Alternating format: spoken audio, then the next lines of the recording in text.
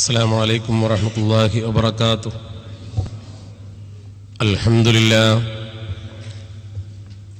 لله نحمده ونستعينه ونؤمن به ونتوكل عليه ونعوذ بالله من شرور أنفسنا ومن سيئات أعمالنا. من يهده الله فلا مضل له ومن يضلل فلا هادي له. ونشهد أن لا إله إلا الله وحده لا شريك له. ونشهد أن سيدنا محمدا صلى الله عليه وسلم عبده ورسوله أرسله إلى كافة الخلق ليظهره على الدين كله ولو كره المشركون.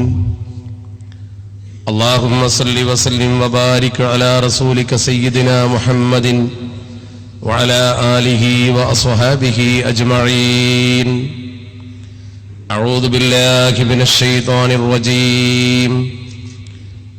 بسم الله الرحمن الرحيم.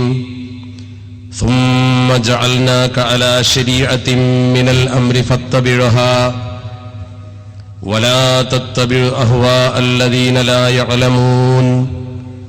صدق الله مولانا العلي العظيم. സ്നേഹാദരണീയരായ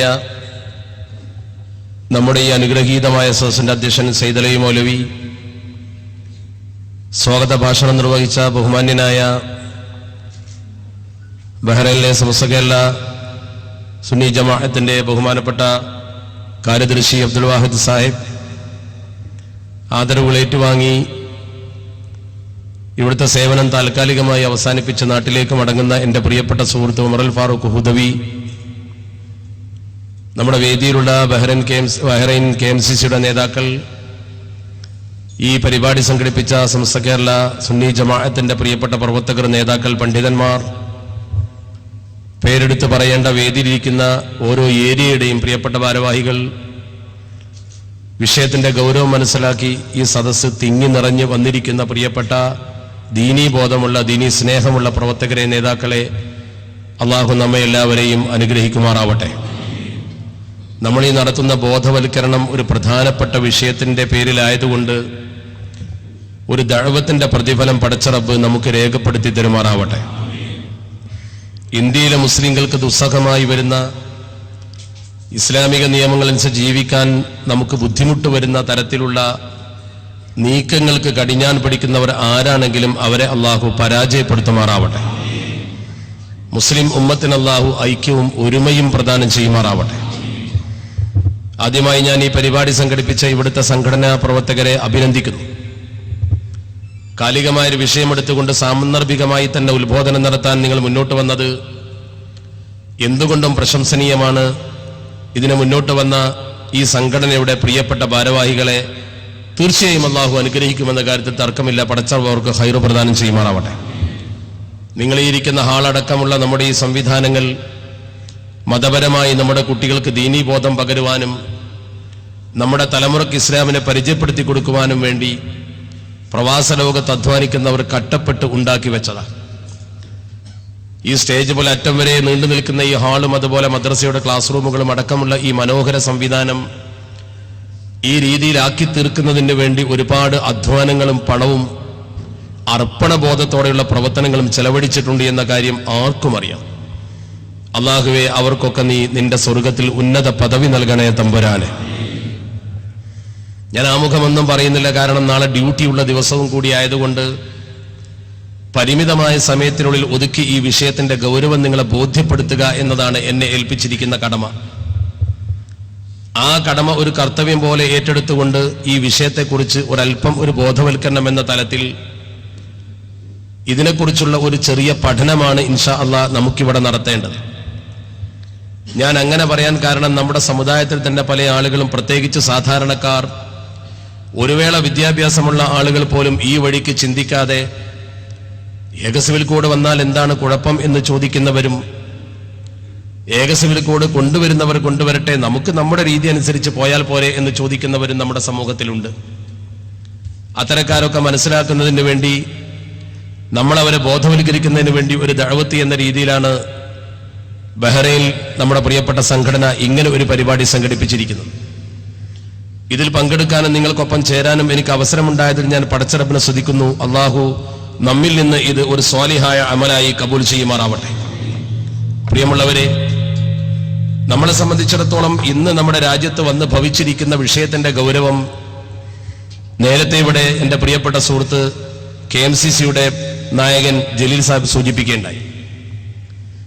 ഏതാണ്ട് ഒരു 32% വോട്ട് നേടി നമ്മുടെ രാജ്യത്ത് അധികാരത്തിൽ വന്ന ഒരു ഫാഷിസ്റ്റ് ഗവൺമെന്റ് 68-70% വോട്ടുകൾ അവർക്കെതിരാണ് എന്ന കാര്യം ചിന്തിക്കാതെ നമ്മുടെ രാജ്യത്തെ ഹൈന്ദവ സമൂഹത്തിന് പോലും താല്പര്യമില്ലാത്ത വിധം ഒരു പുതിയ നിയമം നമ്മുടെ രാജ്യത്ത് കൊണ്ടുവരാൻ കുൽസിത ശ്രമം നടത്തുകയാണ്. കുൽസിത ശ്രമം എന്നതിനെ ഞാൻ അടിവരയിട്ട് പറയുന്നു. കാരണം അവർക്ക് ലക്ഷ്യം പലതാണ്. അതിനവർ മുസ്ലിം സമൂഹത്തിന്റെ പിന്തുണ കിട്ടുന്നതിന് വേണ്ടി മുത്തലാഖ് പോലുള്ള വിഷയങ്ങൾ എടുത്തുധരിച്ചുകൊണ്ട് സ്ത്രീകൾക്ക് വേണ്ടി കണ്ണീർ പൊഴിക്കുകയും ഇസ്ലാമിൽ ചില നിയമങ്ങൾ മാറ്റി എഴുതാനുണ്ടെന്ന് ബോധവൽക്കരിക്കുകയും ചെയ്യുന്ന ഒരു സമീപനമാണ് ഇപ്പോൾ അവർ സ്വീകരിച്ചുകൊണ്ടിരിക്കുന്നത്. അതുകൊണ്ട് തന്നെ നമ്മൾ മനസ്സിലാക്കേണ്ട പ്രധാനപ്പെട്ട വിഷയത്തിലേക്ക് നിങ്ങളെ മനസ്സിനെ കേന്ദ്രീകരിക്കുവാനാണ് ഞാൻ ആഗ്രഹിക്കുന്നത്. ഇന്ത്യ മഹാരാജ്യത്തെ മുസ്ലിം സമൂഹത്തെ സംബന്ധിച്ചിടത്തോളം നമ്മുടെ രാജ്യത്ത് നിലനിൽക്കുന്ന ഒരു നിയമമാണ് ശരീഅത്ത് ആപ്ലിക്കേഷൻ ആക്ട്. 1774 ബ്രിട്ടീഷുകാര് ഈ രാജ്യത്ത് നടപ്പാക്കിയിരുന്നതും 1937 അതൊരു നിയമമായി പിന്നെ ഇന്നോളം നമ്മുടെ രാജ്യത്തെ ഭരണഘടനയിൽ നിലനിൽക്കുന്നതുമായ ശരീഅത്ത് ആപ്ലിക്കേഷൻ ആക്ട് എന്ന് പറയുന്നത് കൊണ്ട് ഉദ്ദേശിക്കപ്പെടുന്നത് മുസ്ലിം പേഴ്സണൽ ലോ ആണ്. ഈ മുസ്ലിം പേഴ്സണൽ ലോ എന്ന് പറയുന്നത് നമ്മുടെ വ്യക്തി നിയമമാണ്. ഒരു രാജ്യത്ത് ജീവിക്കുന്ന ജനസമൂഹം തീർച്ചയായും ആ രാജ്യത്തെ എല്ലാ നിയമങ്ങളും അംഗീകരിക്കാൻ ബാധ്യസ്ഥരാണ്. തർക്കം ഏതും നമുക്കതിലില്ല. നിങ്ങൾ ഇവിടെ ജീവിക്കുമ്പോൾ ഇവിടുത്തെ നിയമം അനുസരിച്ചോളണം. പ്രവാസികളാണെങ്കിലും ഈ രാജ്യത്തിന്റെ നിയമം അനുസരിക്കാതിരുന്നാൽ നിങ്ങൾ ശിക്ഷിക്കപ്പെടും. നമ്മൾ ഇന്ത്യയിൽ ജീവിക്കുമ്പോൾ ഇന്ത്യയുടെ നിയമം അനുസരിക്കാൻ നമ്മൾ ബാധ്യസ്ഥരാണ്. ഇന്ത്യയുടെ കോടതി വിധി മാനിക്കാൻ നമ്മൾ ബാധ്യസ്ഥരാണ്. അതുകൊണ്ട് തന്നെ നമ്മൾ നിയമ സംവിധാനത്തെ വെല്ലുവിളിക്കുന്നില്ല, നിയമത്തെ എതിർക്കുന്നില്ല. പക്ഷെ നമ്മൾ അനുഭവിച്ചു കൊണ്ടിരിക്കുന്ന നമ്മുടെ രാജ്യത്തെ വ്യക്തി നിയമത്തെക്കുറിച്ച് നമുക്ക് വ്യക്തമായ കാഴ്ചപ്പാടും സംരക്ഷണ ബോധവുമുണ്ട്. ഇന്ത്യ എന്ന് പറയുന്നത് വൈവിധ്യങ്ങളിൽ ഏകത്വമുള്ള യൂണിറ്റി ഇൻ ഡൈവേഴ്സിറ്റി എന്ന് പറയുന്ന വിവിധ മതവിഭാഗങ്ങളും വിവിധ ആചാരങ്ങളും ഉൾക്കൊള്ളുന്ന ജനങ്ങളുടെ ഒരു കേന്ദ്രമാണ്. കാശ്മീർ മുതൽ കന്യാകുമാരി വരെ നമ്മൾ സഞ്ചരിക്കുമ്പോൾ ഇന്ത്യക്കാരായ ആളുകളെ നമ്മൾ കണ്ടുമുട്ടുമ്പോൾ അവരുടെ വേഷത്തിലും അവരുടെ മതത്തിലും ആചാരത്തിലും ഭാഷയിലും ഭക്ഷണത്തിലും എല്ലാത്തിലും വ്യത്യാസമുള്ളതായി നമുക്ക് കാണാൻ കഴിയും. ഒരു പഞ്ചാബിയും ഒരു ബംഗാളിയും ഒരു മറാഠിയും ഒരു കാശ്മീരിയും ഒരു കേരളീയനും ഒരു തമിഴനും ഇങ്ങനെ ഒരു സ്ഥലത്ത് നിരന്നു നിന്നാൽ ഇവർ ഏത് രാജ്യക്കാരാണ് എന്ന് തോന്നിപ്പോകും. അത്ര വൈജാത്യമുണ്ട് അവരെ കണ്ടാൽ. ഇവിടെ നിങ്ങൾ വരുമ്പോൾ ഈ രാജ്യത്തെ ഒരു അറബിയെ നിങ്ങൾ കണ്ടാൽ അവർ ഒരു രാജ്യത്തെ ആൾ, അവർ ഏത് പ്രദേശത്തെ ആളുകൾ ഒരുമിച്ച് കൂടിയാലും ശരി അവരെ നമുക്ക് വ്യക്തമായി തിരിച്ചറിയാൻ കഴിയും. നേരെ മറിച്ച് ഒരു അമേരിക്കക്കാരനാണെങ്കിലും ഇംഗ്ലണ്ടുകാരനാണെങ്കിലും അവൻ അതേ കൾച്ചറിൽ അതേ സ്വഭാവത്തിൽ നിലനിൽക്കുന്നത് കാണാൻ കഴിയും. നേരെ മറിച്ച് ഇന്ത്യയുടെ പ്രത്യേകത വ്യത്യസ്ത മതം, വ്യത്യസ്ത സ്വഭാവം, വ്യത്യസ്ത ഭക്ഷണ രീതി, വ്യത്യസ്ത ആചാര രീതി, വ്യത്യസ്ത വസ്ത്രധാരണാ രീതി.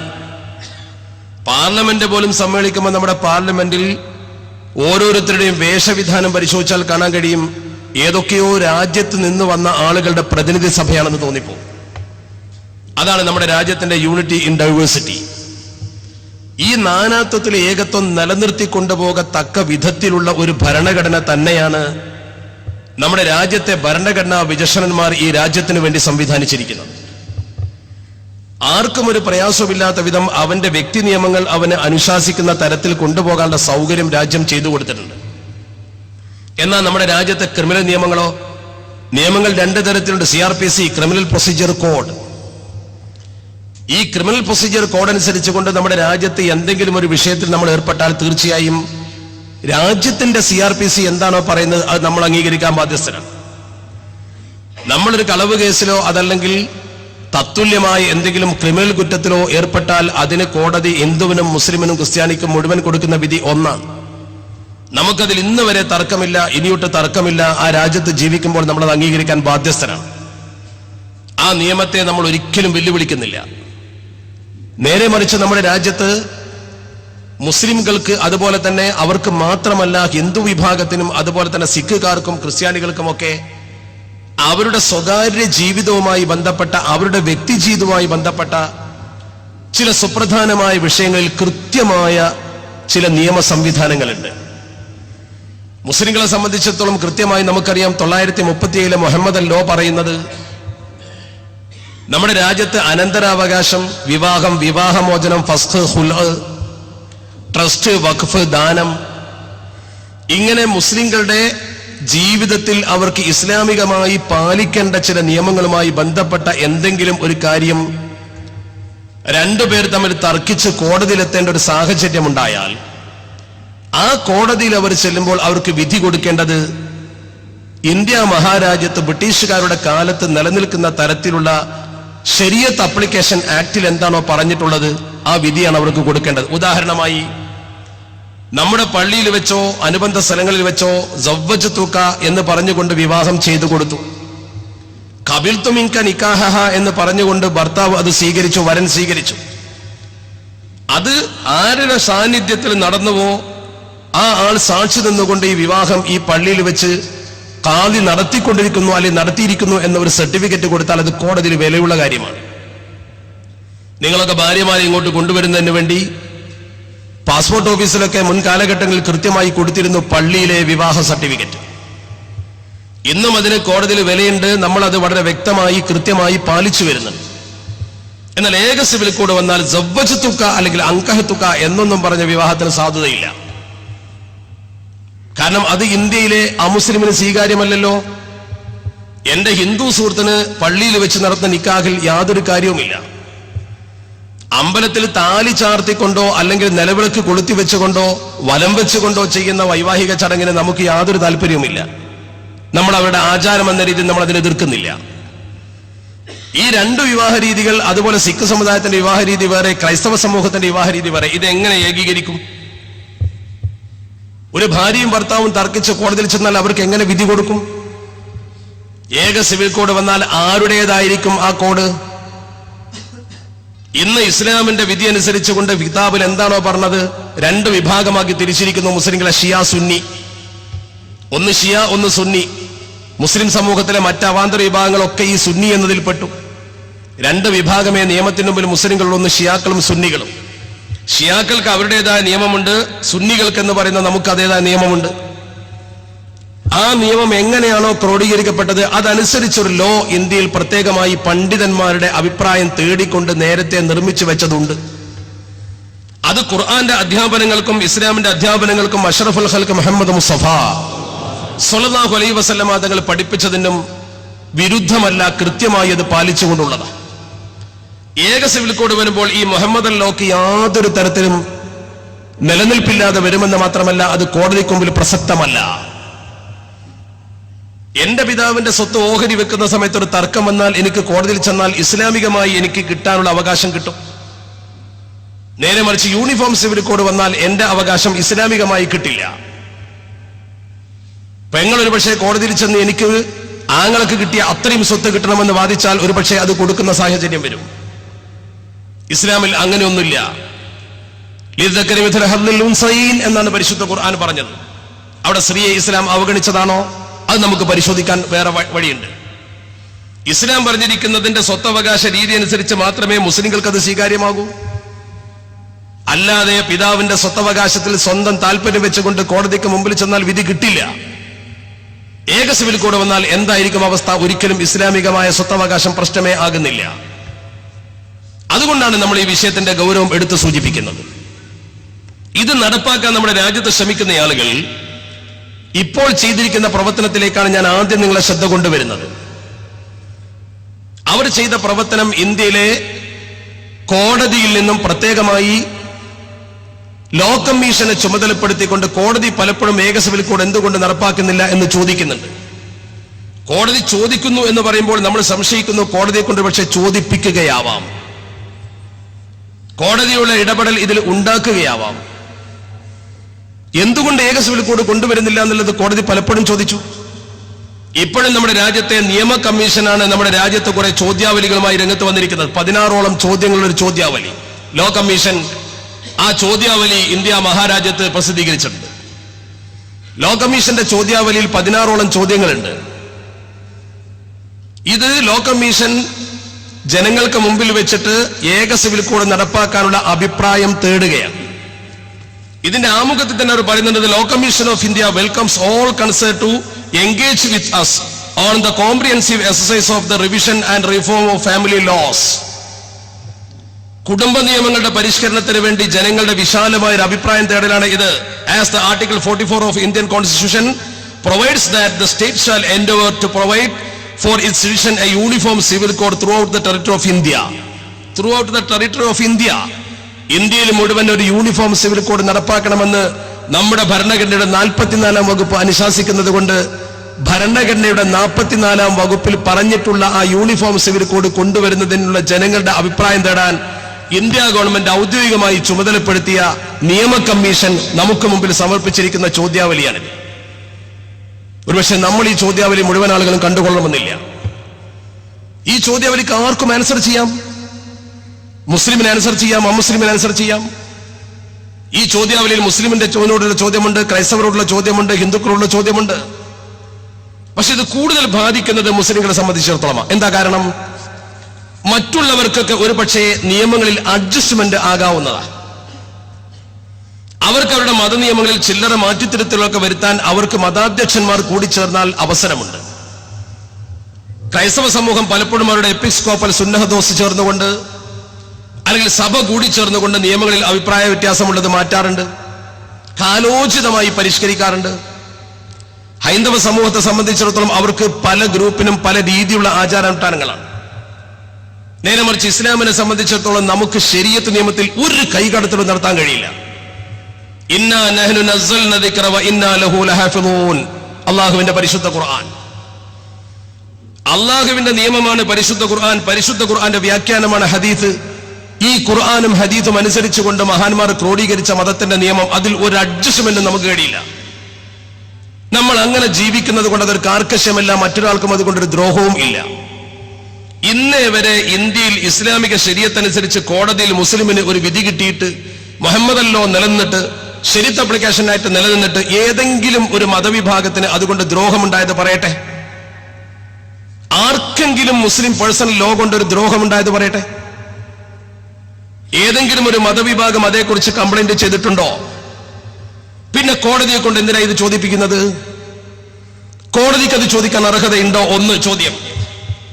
രണ്ട്, നമ്മുടെ ഭരണഘടനയിലെ 44-ാം അനുച്ഛേദമാണ് ഇത് പറഞ്ഞിട്ടുള്ളത് എന്നത് പ്രത്യേകം എടുത്തു ധരിക്കുന്നു. എന്താണ് 44-ാം അനുച്ഛേദം?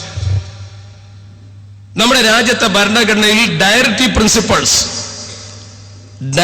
Principles of our state policy 36 മുതൽ 51 വരെയുള്ള വകുപ്പ് നിങ്ങൾക്കൊക്കെ നമ്മുടെ കോൺസ്റ്റിറ്റ്യുവൻസി പരിശോധിച്ചാൽ ഈ പേജ് നെറ്റിൽ നിന്ന് കിട്ടും.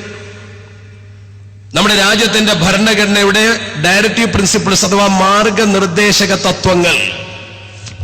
ഈ മാർഗനിർദ്ദേശക തത്വങ്ങൾ എന്ന് പറഞ്ഞുകൊണ്ട് ഇതിന്റെ ആമുഖത്തിൽ തന്നെ പറയുന്ന പ്രധാനപ്പെട്ട ഒരു കാര്യമുണ്ട്. നമ്മൾ വളരെ ശ്രദ്ധിക്കേണ്ട പ്രധാനപ്പെട്ട വിഷയത്തിലേക്കാണ് ഞാൻ പറയുന്നത്. വികാരം കൊണ്ടിട്ട് ഫലമില്ല, കാര്യത്തെക്കുറിച്ച് പഠിക്കണം. ആദ്യം ഒരു വിഷയം വരുമ്പോൾ നമ്മൾ കൃത്യമായി പഠിക്കണം.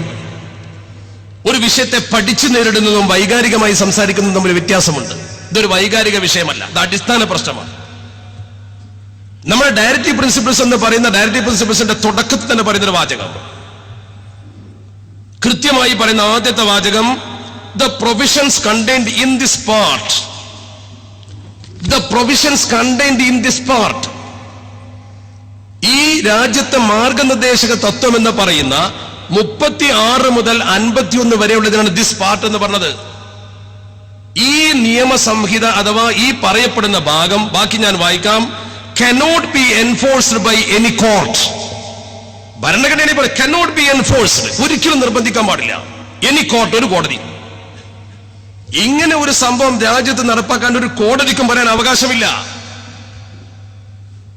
കോടതിയേക്കാൾ മേലെയല്ലേ ഭരണഘടന? നമ്മുടെ കോൺസ്റ്റിറ്റ്യുവൻസിക്ക് അനുസരിച്ച് രാജ്യത്തെ ജനങ്ങൾക്ക് വിധി കൊടുക്കാനല്ലേ കോടതി? മാത്രമല്ല, രണ്ടാമത് വീണ്ടും പറയുന്നു, ആർട്ടിക്കിൾ 37 തുടങ്ങുമ്പോൾ പറയുന്നു, this provision contained in this part shall not be enforced. നേരത്തെ പറഞ്ഞു cannot be enforced, പിന്നെ പറയും shall not be enforced by any court.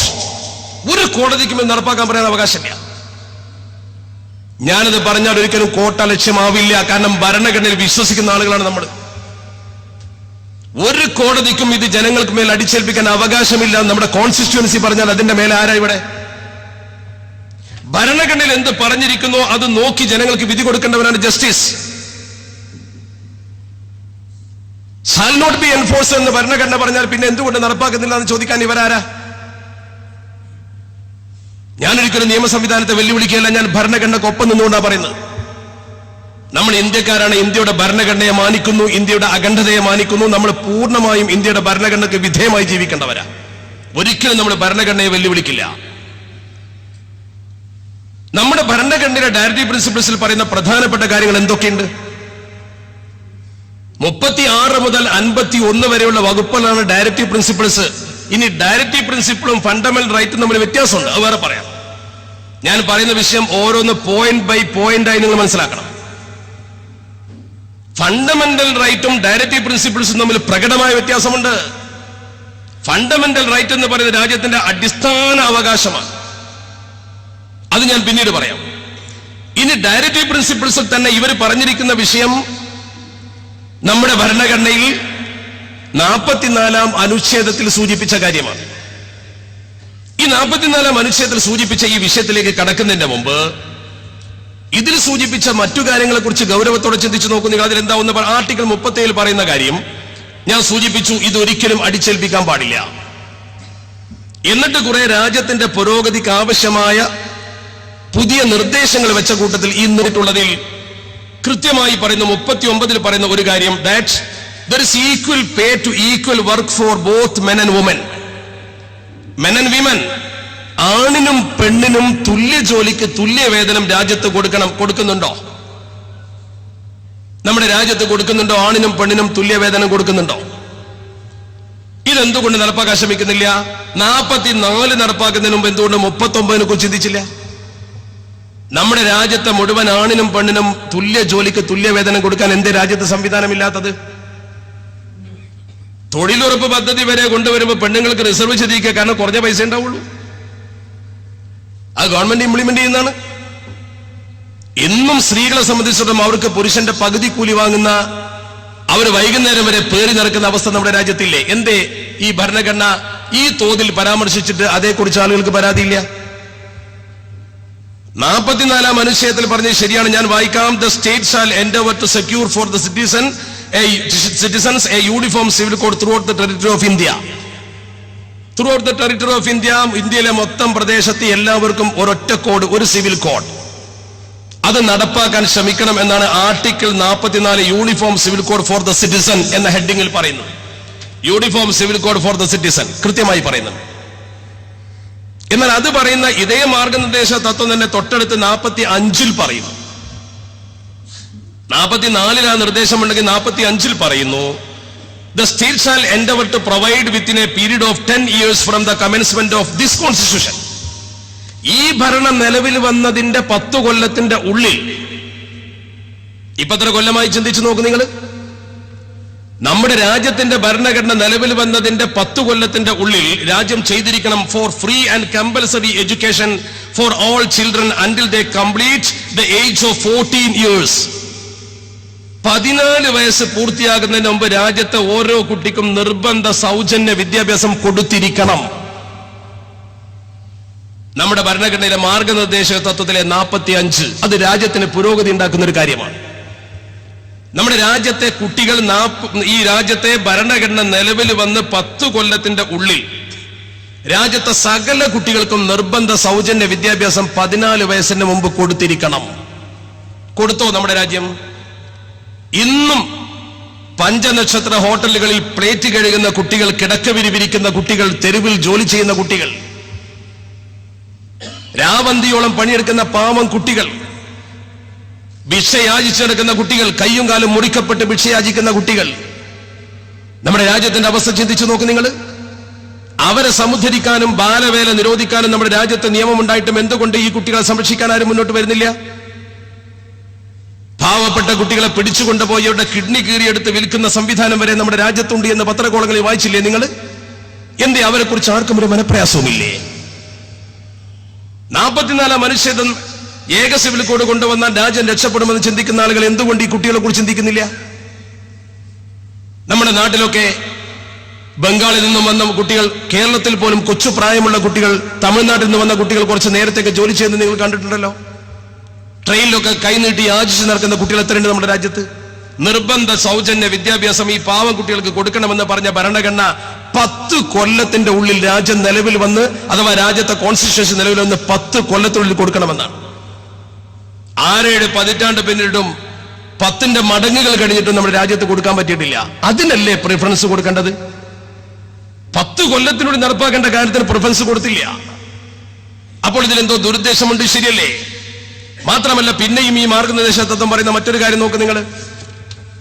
ഈ മാർഗനിർദ്ദേശ തത്വത്തിൽ വളരെ പ്രധാനമായി 46-ൽ പറയുന്നു.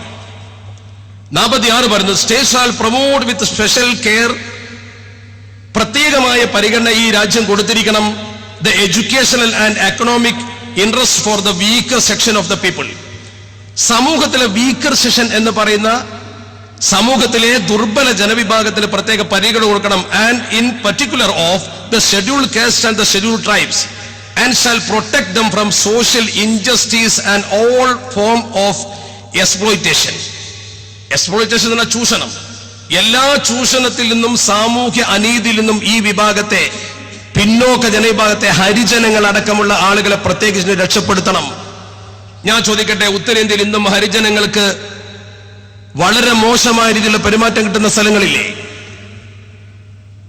മറ്റുള്ളവന്റെ കൂടെ ഹോട്ടലിൽ കയറാൻ പറ്റാത്ത സ്ഥലങ്ങൾ ഉത്തരേന്ത്യയിലുണ്ടല്ലോ, വാഹനപ്പുറത്ത് സഞ്ചരിക്കാൻ പറ്റാത്ത സ്ഥലങ്ങളുണ്ടല്ലോ, തെരുവിൽ നടക്കാൻ പറ്റാത്ത സ്ഥലങ്ങളുണ്ടല്ലോ. കേരളത്തിൽ പോലും അതുണ്ടായിരുന്നില്ലേ? നമ്മുടെ നാട്ടിലൊക്കെ സവർണ തമ്പുരാക്കന്മാരുടെ പാടശേഖരങ്ങളിൽ വൈകുന്നേരം വരെ പണിയെടുത്ത് കൂലി പോലും നേരിട്ട് ചോദിക്കാൻ പറ്റാതെ വൈകുന്നേരം ഒന്ന് ഓച്ചാനിച്ച് നിൽക്കുമ്പോൾ അവർക്ക് ഉയർന്നു നിൽക്കുന്ന വൈക്കോൽക്കുരുടെ മറവിൽ കൊണ്ടുപോയിട്ട് കുഴി കുത്തി അതിൽ കഞ്ഞി കുമ്പിളിൽ വിളമ്പിക്കൊടുത്ത് കയ്യിൽ പോലും കൊടുക്കാതെ കഞ്ഞി കയ്യിൽ കൊണ്ടില്ലാതെ കൈകൊണ്ട് വാരി കുടിച്ചിരുന്നൊരു കാലമുണ്ടായിരുന്നു, ഓർക്കണം നിങ്ങൾ. അന്ന് ഈ പാവപ്പെട്ട ഹരിജൻ പിന്നോക്ക ജനവിഭാഗത്തെ കോലായിൽ കയറ്റിയിരുത്തി അവർക്ക് പാത്രത്തിൽ കഞ്ഞിയും കയ്യിലും വെച്ചു കൊടുത്ത മലബാറിലെ മാപ്പിള മക്കളാ. പഠിക്കണം നിങ്ങൾ. മാപ്പിളമാർക്ക് അവരോട്, മുസ്ലിങ്ങൾക്ക് അവരോട് യാതൊരു വിദ്വേഷമില്ല. എന്തിനധികം കേരളം വിദ്യാഭ്യാസപരമായി ഇന്ത്യയിൽ മുന്നോട്ട് നിൽക്കുന്ന പ്രദേശമാണ്. എഡ്യൂക്കേഷനിൽ കേരളം വളരെ മുന്നിലാണ്. ഈ കേരളത്തിലാണ് ഏകദേശം, എന്റെ ഓർമ്മ ശരിയാണെങ്കിൽ, ഒരു 5-8 വർഷം മുമ്പ് റിട്ടയർ ആയി തന്റെ ഓഫീസിൽ നിന്ന് ഇറങ്ങിപ്പോകുമ്പോ അയാൾ ഇരുന്ന കസേരയുടെ പേരിൽ ചാണകമൊടിച്ച് കഴുകി കേരളത്തിൽ. കാരണം അയാൾ ഹരിജനായി. കേരളത്തിലെ ഒരു പ്രധാനപ്പെട്ട പത്രത്തിൽ എഴുതി, ഞാനത് സൂക്ഷിച്ചിട്ടുണ്ട്. ഒരു IAS ഓഫീസർ പിന്നോക്കക്കാരനായതുകൊണ്ട് അയാൾ ഇറങ്ങിപ്പോയ കസേരയും ഇരുന്ന റൂമും അയാളുടെ കാറും ചാണകമൊടിച്ച് കഴുകി എന്ന് പറയുമ്പോൾ സവർണന്മാർ എവിടെയാണ് ഇന്ത്യയിൽ? ഇത് നടപ്പാക്കാൻ നമ്മുടെ രാജ്യത്തിന് പറ്റിയോ? ഇന്നും അവർക്ക് പൂർണ്ണ നീതി കൊടുത്തിട്ടില്ല. എന്നിട്ട് പോരെ ഏക സിവിൽ കോഡ്? ആർട്ടിക്കിൾ 47 പറയുന്നു, കൃത്യമായി പറയുന്നു, the state shall endeavour to bring about prohibition. നിരോധനത്തെ കുറിച്ച് അവർ എന്തിന്? Prohibition of consumption except for medicinal purpose of intoxicating drinks. Intoxicating drinks എന്ന് പറഞ്ഞാൽ ലഹരി കുടിക്കുന്നത്, മദ്യം. And of drugs which are injurious to health. ശാരീരികമായി മനുഷ്യന്റെ ആരോഗ്യത്തിന് ക്ഷയമുണ്ടാക്കുന്ന ഇൻടോക്സിക്കേറ്റിംഗ് ഡ്രിങ്ക്സ്, അതുപോലെ ഡ്രഗ്സ്, ലഹരി പാനീയങ്ങളും കള്ളും മനുഷ്യൻ കുടിക്കുന്നത് പൂർണ്ണമായി നിരോധിക്കണം എന്ന് ഭരണഘടനയുടെ ആർട്ടിക്കിൾ 47 പറയുന്നു. വളരെ ഉപകാരമുള്ള കാര്യമാണ്. രാജ്യം രക്ഷപ്പെടും, ഒരുപാട് ഗുണമുണ്ടാവും. എന്തേ നടപ്പാക്കാൻ ശ്രമിക്കാത്തത്? അപ്പൊ രാജ്യത്തിന്റെ പുരോഗതിയല്ല ഇതിന്റെ ഉദ്ദേശ്യം എന്ന് വ്യക്തമായല്ലോ. ഏക സിവിൽ കോഡ് കൊണ്ടുവരുന്നത് രാജ്യത്തെ രക്ഷപ്പെടുത്താനോ രാജ്യത്തെ പുരോഗതിപ്പെടുത്താനാണെങ്കിൽ അതിന്റെ മുമ്പ് നടപ്പാക്കേണ്ട ചില കാര്യങ്ങൾ ഉണ്ടായിരുന്നു, അതിലേക്ക് പോയിട്ടില്ല. മാത്രമല്ല, ഇത് കോടതിക്ക് പറയാൻ അവകാശമില്ലെന്ന് കൃത്യമായി നമ്മുടെ ഭരണഘടന പറയുന്നു. ഈ 2 കാര്യങ്ങൾ നിങ്ങൾ കൃത്യമായി മനസ്സിൽ വെക്കുക. അത് കൃത്യമായി മനസ്സിലാക്കിയ വെച്ച ശേഷം പിന്നീട് നമ്മുടെ രാജ്യത്തിന്റെ പ്രത്യേകത മനസ്സിലാക്കണം. നമ്മുടെ രാജ്യത്തെ ഭരണഘടന ഉണ്ടാക്കി വെച്ച ആളുകൾ ശ്രദ്ധേയമായ ഭരണഘടനയാണ് ഉണ്ടാക്കിയിട്ടുള്ളത്. നമ്മുടെ ഭരണഘടനയിൽ ആർട്ടിക്കിൾ 25, ഭരണഘടനയിൽ 25-ാം വകുപ്പ് ഈ രാജ്യത്ത് അഥവാ ഇന്ത്യയിൽ ജീവിക്കുന്ന ആളുകൾക്ക് പൂർണ്ണ സുരക്ഷിതത്വം നൽകുന്നു. അതിന്റെ വകുപ്പിന്റെ ആമുഖത്തിൽ തന്നെ എഴുതി വെച്ച കാര്യം എന്താ? Article 25 is one of the pillars of fundamental rights guaranteed by the constitution. One of the pillars of fundamental right, അടിസ്ഥാനപരമായ രാജ്യത്തെ അവകാശത്തിന്റെ ഒരു നെടുന്തൂണാണ്, വൺ ഓഫ് ദ പില്ലർ, ഒരു നെടുന്തൂണാണ് ആർട്ടിക്കിൾ 25 എന്ന് പറഞ്ഞുകൊണ്ടാണ് ഭരണഘടന തുടങ്ങുന്നത്. ഇത് ഫണ്ടമെന്റൽ റൈറ്റാ, മറ്റേത് ഡയറക്റ്റീവ് പ്രിൻസിപ്പിളാ. ഇത് അടിസ്ഥാന തത്വമാണ്, മറ്റേ നിർദ്ദേശ തത്വമാണ്. നിർദ്ദേശ തത്വം പറഞ്ഞപ്പോഴേ പറഞ്ഞു കോടതിക്ക് ഇടപെടാൻ പറ്റില്ല. ഇത് പറഞ്ഞപ്പോഴേ പറഞ്ഞു ഇത് രാജ്യത്തിന്റെ നെടുന്തൂണ, അനക്കാൻ പറ്റൂല. എന്നിട്ട് കൃത്യമായി പറഞ്ഞ് ശ്രദ്ധിക്കൂ, എന്താണ് അതിന്റെ meaning and scope of article 25. ഭരണഘടനയാണ് ഞാൻ ഈ വായിക്കുന്നത്. നമ്മൾ ഇന്ത്യയുടെ ഭരണഘടനക്കോ ഇന്ത്യ മഹാരാജ്യത്തിന്റെ പാരമ്പര്യത്തിനോ പൈതൃകത്തിനോ എതിർത്തുകൊണ്ട് ഒന്നും ചെയ്യുന്നില്ല. രാജ്യസ്നേഹത്തിന്റെ ഭാഗമായിട്ടാണ് ഈ യോഗം. ആരെയും എതിർക്കാനല്ല, രാജ്യദ്രോഹം പറയാനല്ല. രാജ്യസ്നേഹം പ്രകടിപ്പിക്കുന്ന, ഇന്ത്യക്ക് വേണ്ടി ചോര നീരാക്കി മരിച്ചുപോയൊരു സമൂഹത്തിന്റെ പിന്മുറക്കാർ.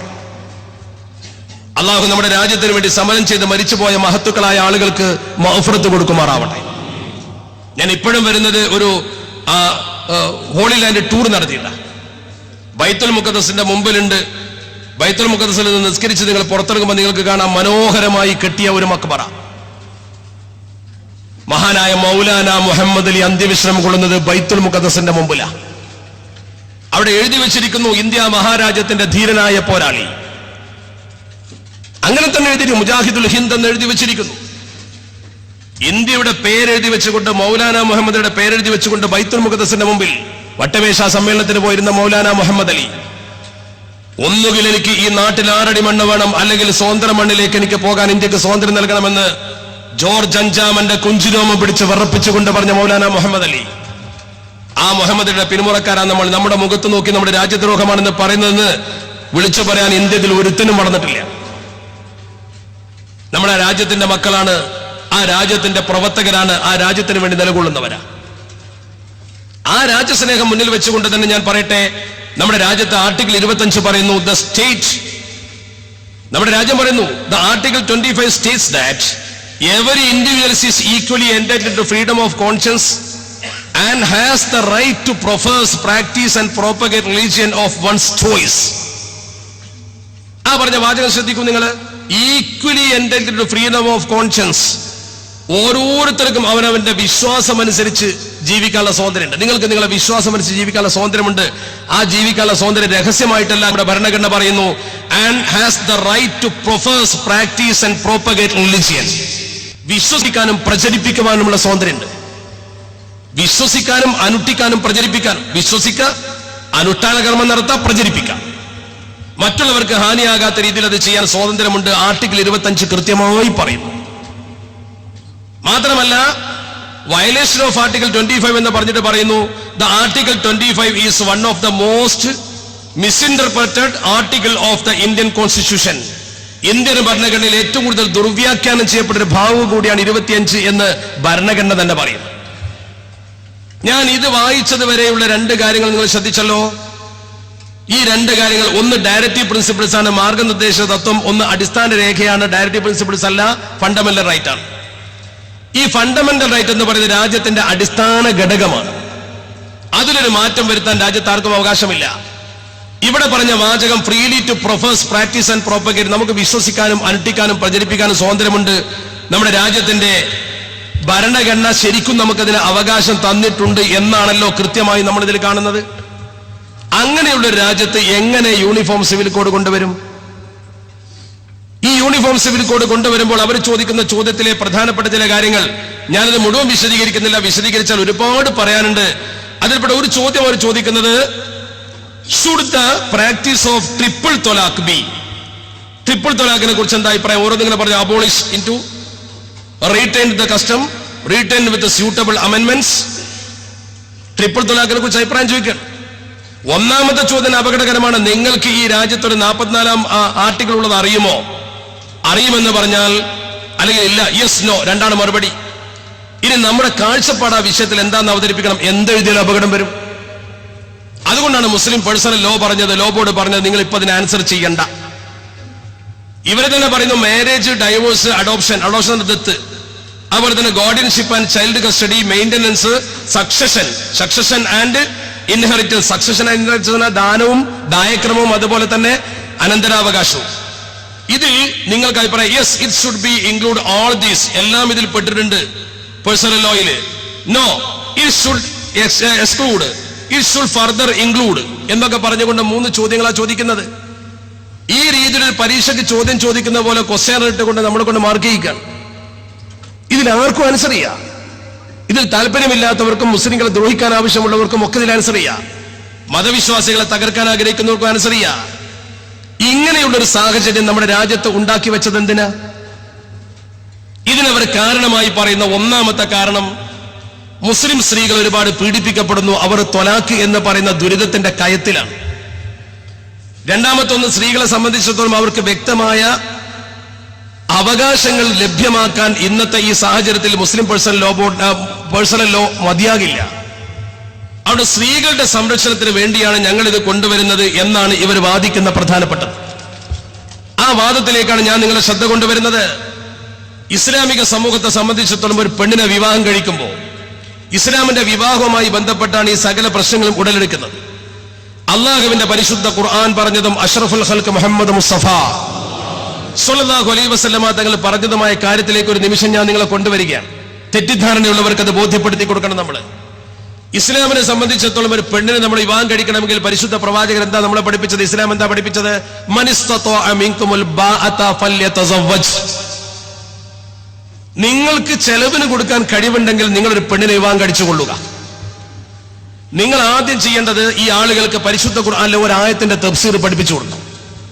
നമ്മളൊക്കെ നിക്കാഹിന്റെ വഴിയിൽ സാധാരണ ഖുത്ബ ഓതുമ്പോൾ പറയാറുണ്ട്, വഅൻകിഹുൽ അയാമാ മിൻകും വസ്സാലിഹീന മിൻ ഇബാദികും വഇമാഇകും യകൂനു ഫുഖറാ യുഗ്നിഹിമുല്ലാഹു മിൻ ഫദ്ലിഹി വല്ലാഹു വസിഉൻ അലീം. ഏത് നിക്കാഹിന്റെ സദസ്സിലും നിങ്ങൾ അത് കേട്ടിരിക്കും. ഞാൻ ഈ പറയുന്ന വിഷയം ശരിക്കും നിങ്ങൾ മനസ്സിലാക്കിയിട്ട് പോകണം. അധിക സമയം ഞാൻ എടുക്കില്ല, വല്ലാതെ മാക്സിമം ഒരു 11:30 വരെയുള്ളൂ. ഇന്നൊരു ദിവസം ഈ ശരീരത്തിന് വേണ്ടി കുറച്ച് സമയം ചെലവഴിച്ചാലും അള്ളാഹു അത് കബൂൽ ചെയ്യുമാറാവട്ടെ. അല്പമൊന്ന് ഉറക്ക് പോയാലും നിങ്ങൾ ഇത് കഴിയുന്നവരെ ഇരുന്ന് പെട്ടെന്ന് നമുക്ക് പിരിയാം. ഇത് മനസ്സിലാക്കേണ്ട വിഷയമാണ്. നമുക്ക് തന്നെ അറിയില്ല. അള്ളാഹുവിന്റെ പരിശുദ്ധ ഖുർആൻ കൃത്യമായി പറയുന്ന വാക്ക് നോക്ക് നിങ്ങൾ. ഈ ആയത്തിന് വഅൻകിഹുൽ അയാമാ മിൻകും വസ്സാലിഹീന മിൻ ഇബാദികും വഇമാഇകും എന്ന് പറഞ്ഞ ആയത്തിന്റെ തഫ്സീറിലുണ്ട്, എല്ലാവർക്കും നിക്കാഹ് അഥവാ വിവാഹം ഒരുപോലെയല്ല. എല്ലാവർക്കും കല്യാണം കഴിക്കൽ ഒരുപോലെയല്ല. ചില ആളുകൾക്ക് വിവാഹം ഹലാലാണ്, കഴിക്കാം. ചില ആളുകൾക്ക് സുന്നത്താണ്, ചില ആളുകൾക്ക് നിർബന്ധമാണ്, ചില ആളുകൾക്ക് കറാഹത്താണ്, ചില ആൾക്ക് ഹറാമാണ്. ഇസ്ലാമിൽ പഞ്ചവിധികൾ അതിൽ ബാധകമാണ്. ഒരു പുരുഷനെ സംബന്ധിച്ചിടത്തോളം ആ പുരുഷന് ആരോഗ്യമുണ്ട്, സൗകര്യമുണ്ട്, പെണ്ണിനെ പോറ്റാൻ എല്ലാ സംവിധാനമുണ്ട്. പക്ഷെ അവന്റെ വൈകാരികത ഒരു പെണ്ണിലേക്ക് അവന് ആവശ്യമാകുന്നില്ല. ഒരു പെണ്ണ് വേണ്ട, അവന് ഹലാല വേണമെങ്കിൽ കെട്ടിക്കോ. മറ്റൊരാളെ സംബന്ധിച്ചിടത്തോളം അവന് പെണ്ണിനെ പോറ്റാനുള്ള സൗകര്യമുണ്ട്, അവന് വൈകാരികമായ ഒരു സ്ത്രീയുടെ സഹായം ആവശ്യമുണ്ട്. അങ്ങനെയുള്ള ലെവലിലൊരു പുരുഷനാണെങ്കിൽ അവന് പെണ്ണ് കെട്ടൽ സുന്നത്ത. വേറൊരു പുരുഷന് ആരോഗ്യമുണ്ട്, സംവിധാനമുണ്ട്, അവൻ വിവാഹിത വീഴ്ചക്ക് പോകേണ്ടി വരും, അവന് പെണ്ണ് കെട്ടൽ. വേറൊരു പുരുഷനെ സംബന്ധിച്ചിടത്തോളം അവന് തീരെ ഒരു പെണ്ണിനെ കൊണ്ടുവന്ന് പോറ്റാൻ പറ്റില്ല എന്നുള്ള സാഹചര്യം അവനില്ല. അവനെ സംബന്ധിച്ചിടത്തോളം വിവാഹം ചെയ്യൽ അഭികാമ്യമല്ല, കറാഹത്ത് പോലെയാണ്.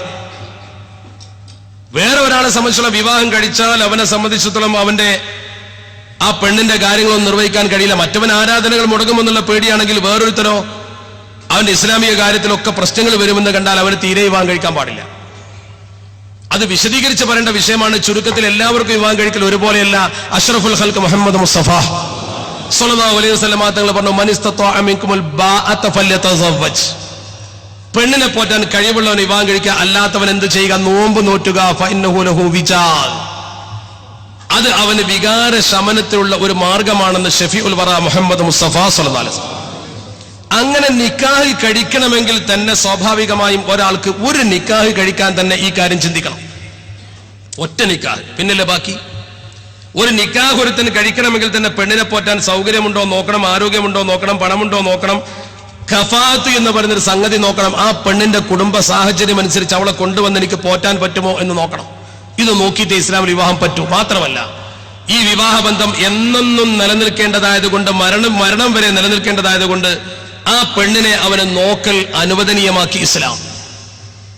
അന്യസ്ത്രീയിലേക്ക് നോക്കൽ ഇസ്ലാം ഹറാമാക്കിയെങ്കിൽ കെട്ടാൻ പോകുന്ന പെണ്ണിനെ കാണൽ സുന്നത്താക്കി. അവളുടെ രൂപഭാവങ്ങളെ കുറിച്ച് അന്വേഷിക്കാം, ശരിക്കും അന്വേഷിച്ച് കൃത്യമായി പഠിക്കണം. നിക്കാഹിന് ഒരു പെണ്ണിനെ കുറിച്ച് അന്വേഷിച്ചാൽ കൃത്യവിവരം കൊടുക്കണമെന്ന് പരിശുദ്ധ ദീൻ പഠിപ്പിച്ചു. എന്തിനാ? ബന്ധം നിലനിൽക്കാൻ വേണ്ടിയിട്ടാ. കണ്ടുകൊണ്ട് തന്നെ കെട്ടണമെന്നാണ് പരിശുദ്ധ പ്രവാചകർ കൃത്യമായി പറഞ്ഞത്. അങ്ങനെ തീരുമാനമെടുത്ത് ഉറച്ച് കുടുംബ പശ്ചാത്തലം നോക്കി കാര്യങ്ങളൊക്കെ പറഞ്ഞു ഉറപ്പിച്ച് ഒരു വേദിയിൽ വെച്ച് ജനങ്ങളെ സാക്ഷി നിർത്തിക്കൊണ്ട് ചെയ്യുന്ന നിക്കാഹ്, സവ്വജ്തുക, നിനക്ക് ഞാൻ എന്റെ മകളെ കെട്ടിച്ചു തന്നിരിക്കുന്നു എന്ന് വലിയ പറയുന്നു. ശ്രദ്ധിക്കണം വിഷയം. അറിയാത്തവർക്ക് പറഞ്ഞു കൊടുക്കാൻ മറ്റൊരു മതത്തിലും ഇത്ര കാഴ്ചപ്പാടില്ല. ഈ വരൻ പറയുന്നു ഖബിൽതു മിൻക നിക്കാഹഹ. ഈ രണ്ട് വാചകങ്ങൾ പറഞ്ഞാൽ ഈജാബ്, കബൂല്. ഇതാണ് നിശ്ചിത വചനം. മഹർ മാനദണ്ഡമാക്കി സാക്ഷികൾ മുഖേന നിശ്ചിത വചനം ഉച്ചരിച്ചുകൊണ്ട് വരൻ വലിയന്റെ കയ്യിൽ നിന്ന് വാങ്ങുന്ന കരാർ, ഇതിനാണ് ശരിക്കും നിക്കാഹ് എന്ന് പറയുന്നത്. ഈ നിക്കാഹിന്റെ വചനം അവൻ ഉച്ചരിച്ചാൽ ഖുർആൻ പറഞ്ഞു വഖദ് അഖദ്ന മിൻകും മീസാഖൻ ഗലീളാ. വളരെ ഗൗരവമുള്ള ഒരു പ്രതിജ്ഞയാണ് ആ പെണ്ണിന് കൊടുത്തിട്ടുള്ളത്. ഈ പുരുഷൻ പറഞ്ഞ ഖബിൽതു മിൻക, നിന്നെ ഞാൻ സ്വീകരിച്ചിരിക്കുന്നു എന്ന് പറഞ്ഞാൽ ആ പുരുഷൻ ആ പെണ്ണിന് കൊടുത്ത വാക്ക് മീസാഖല്ല, മീസാഖൻ ഗലീളാ. അറബി ഭാഷ കുറച്ചൊക്കെ അറിയുമല്ലോ. നിങ്ങൾ അറബ് നാട്ടിലല്ലേ ജീവിക്കുന്നത്. മീസാഖിന്റെ അർത്ഥം കരാറാണ്. കരാർ പാലിക്കപ്പെടേണ്ട. ഇത് കരാറല്ല, മീസാഖൻ ഗലീളൻ, ഗൗരവതരമായ കരാർ, അല്ലെങ്കിൽ ബലിഷ്ഠമായ കരാർ. ഈ ബലിഷ്ഠമായ കരാറാണ് പെണ്ണിന് നിന്നെ ഞാൻ സംരക്ഷിച്ചു കൊള്ളാമെന്ന കരാർ. അത് ബലിഷ്ഠമാണ്, വെറും കരാറല്ല.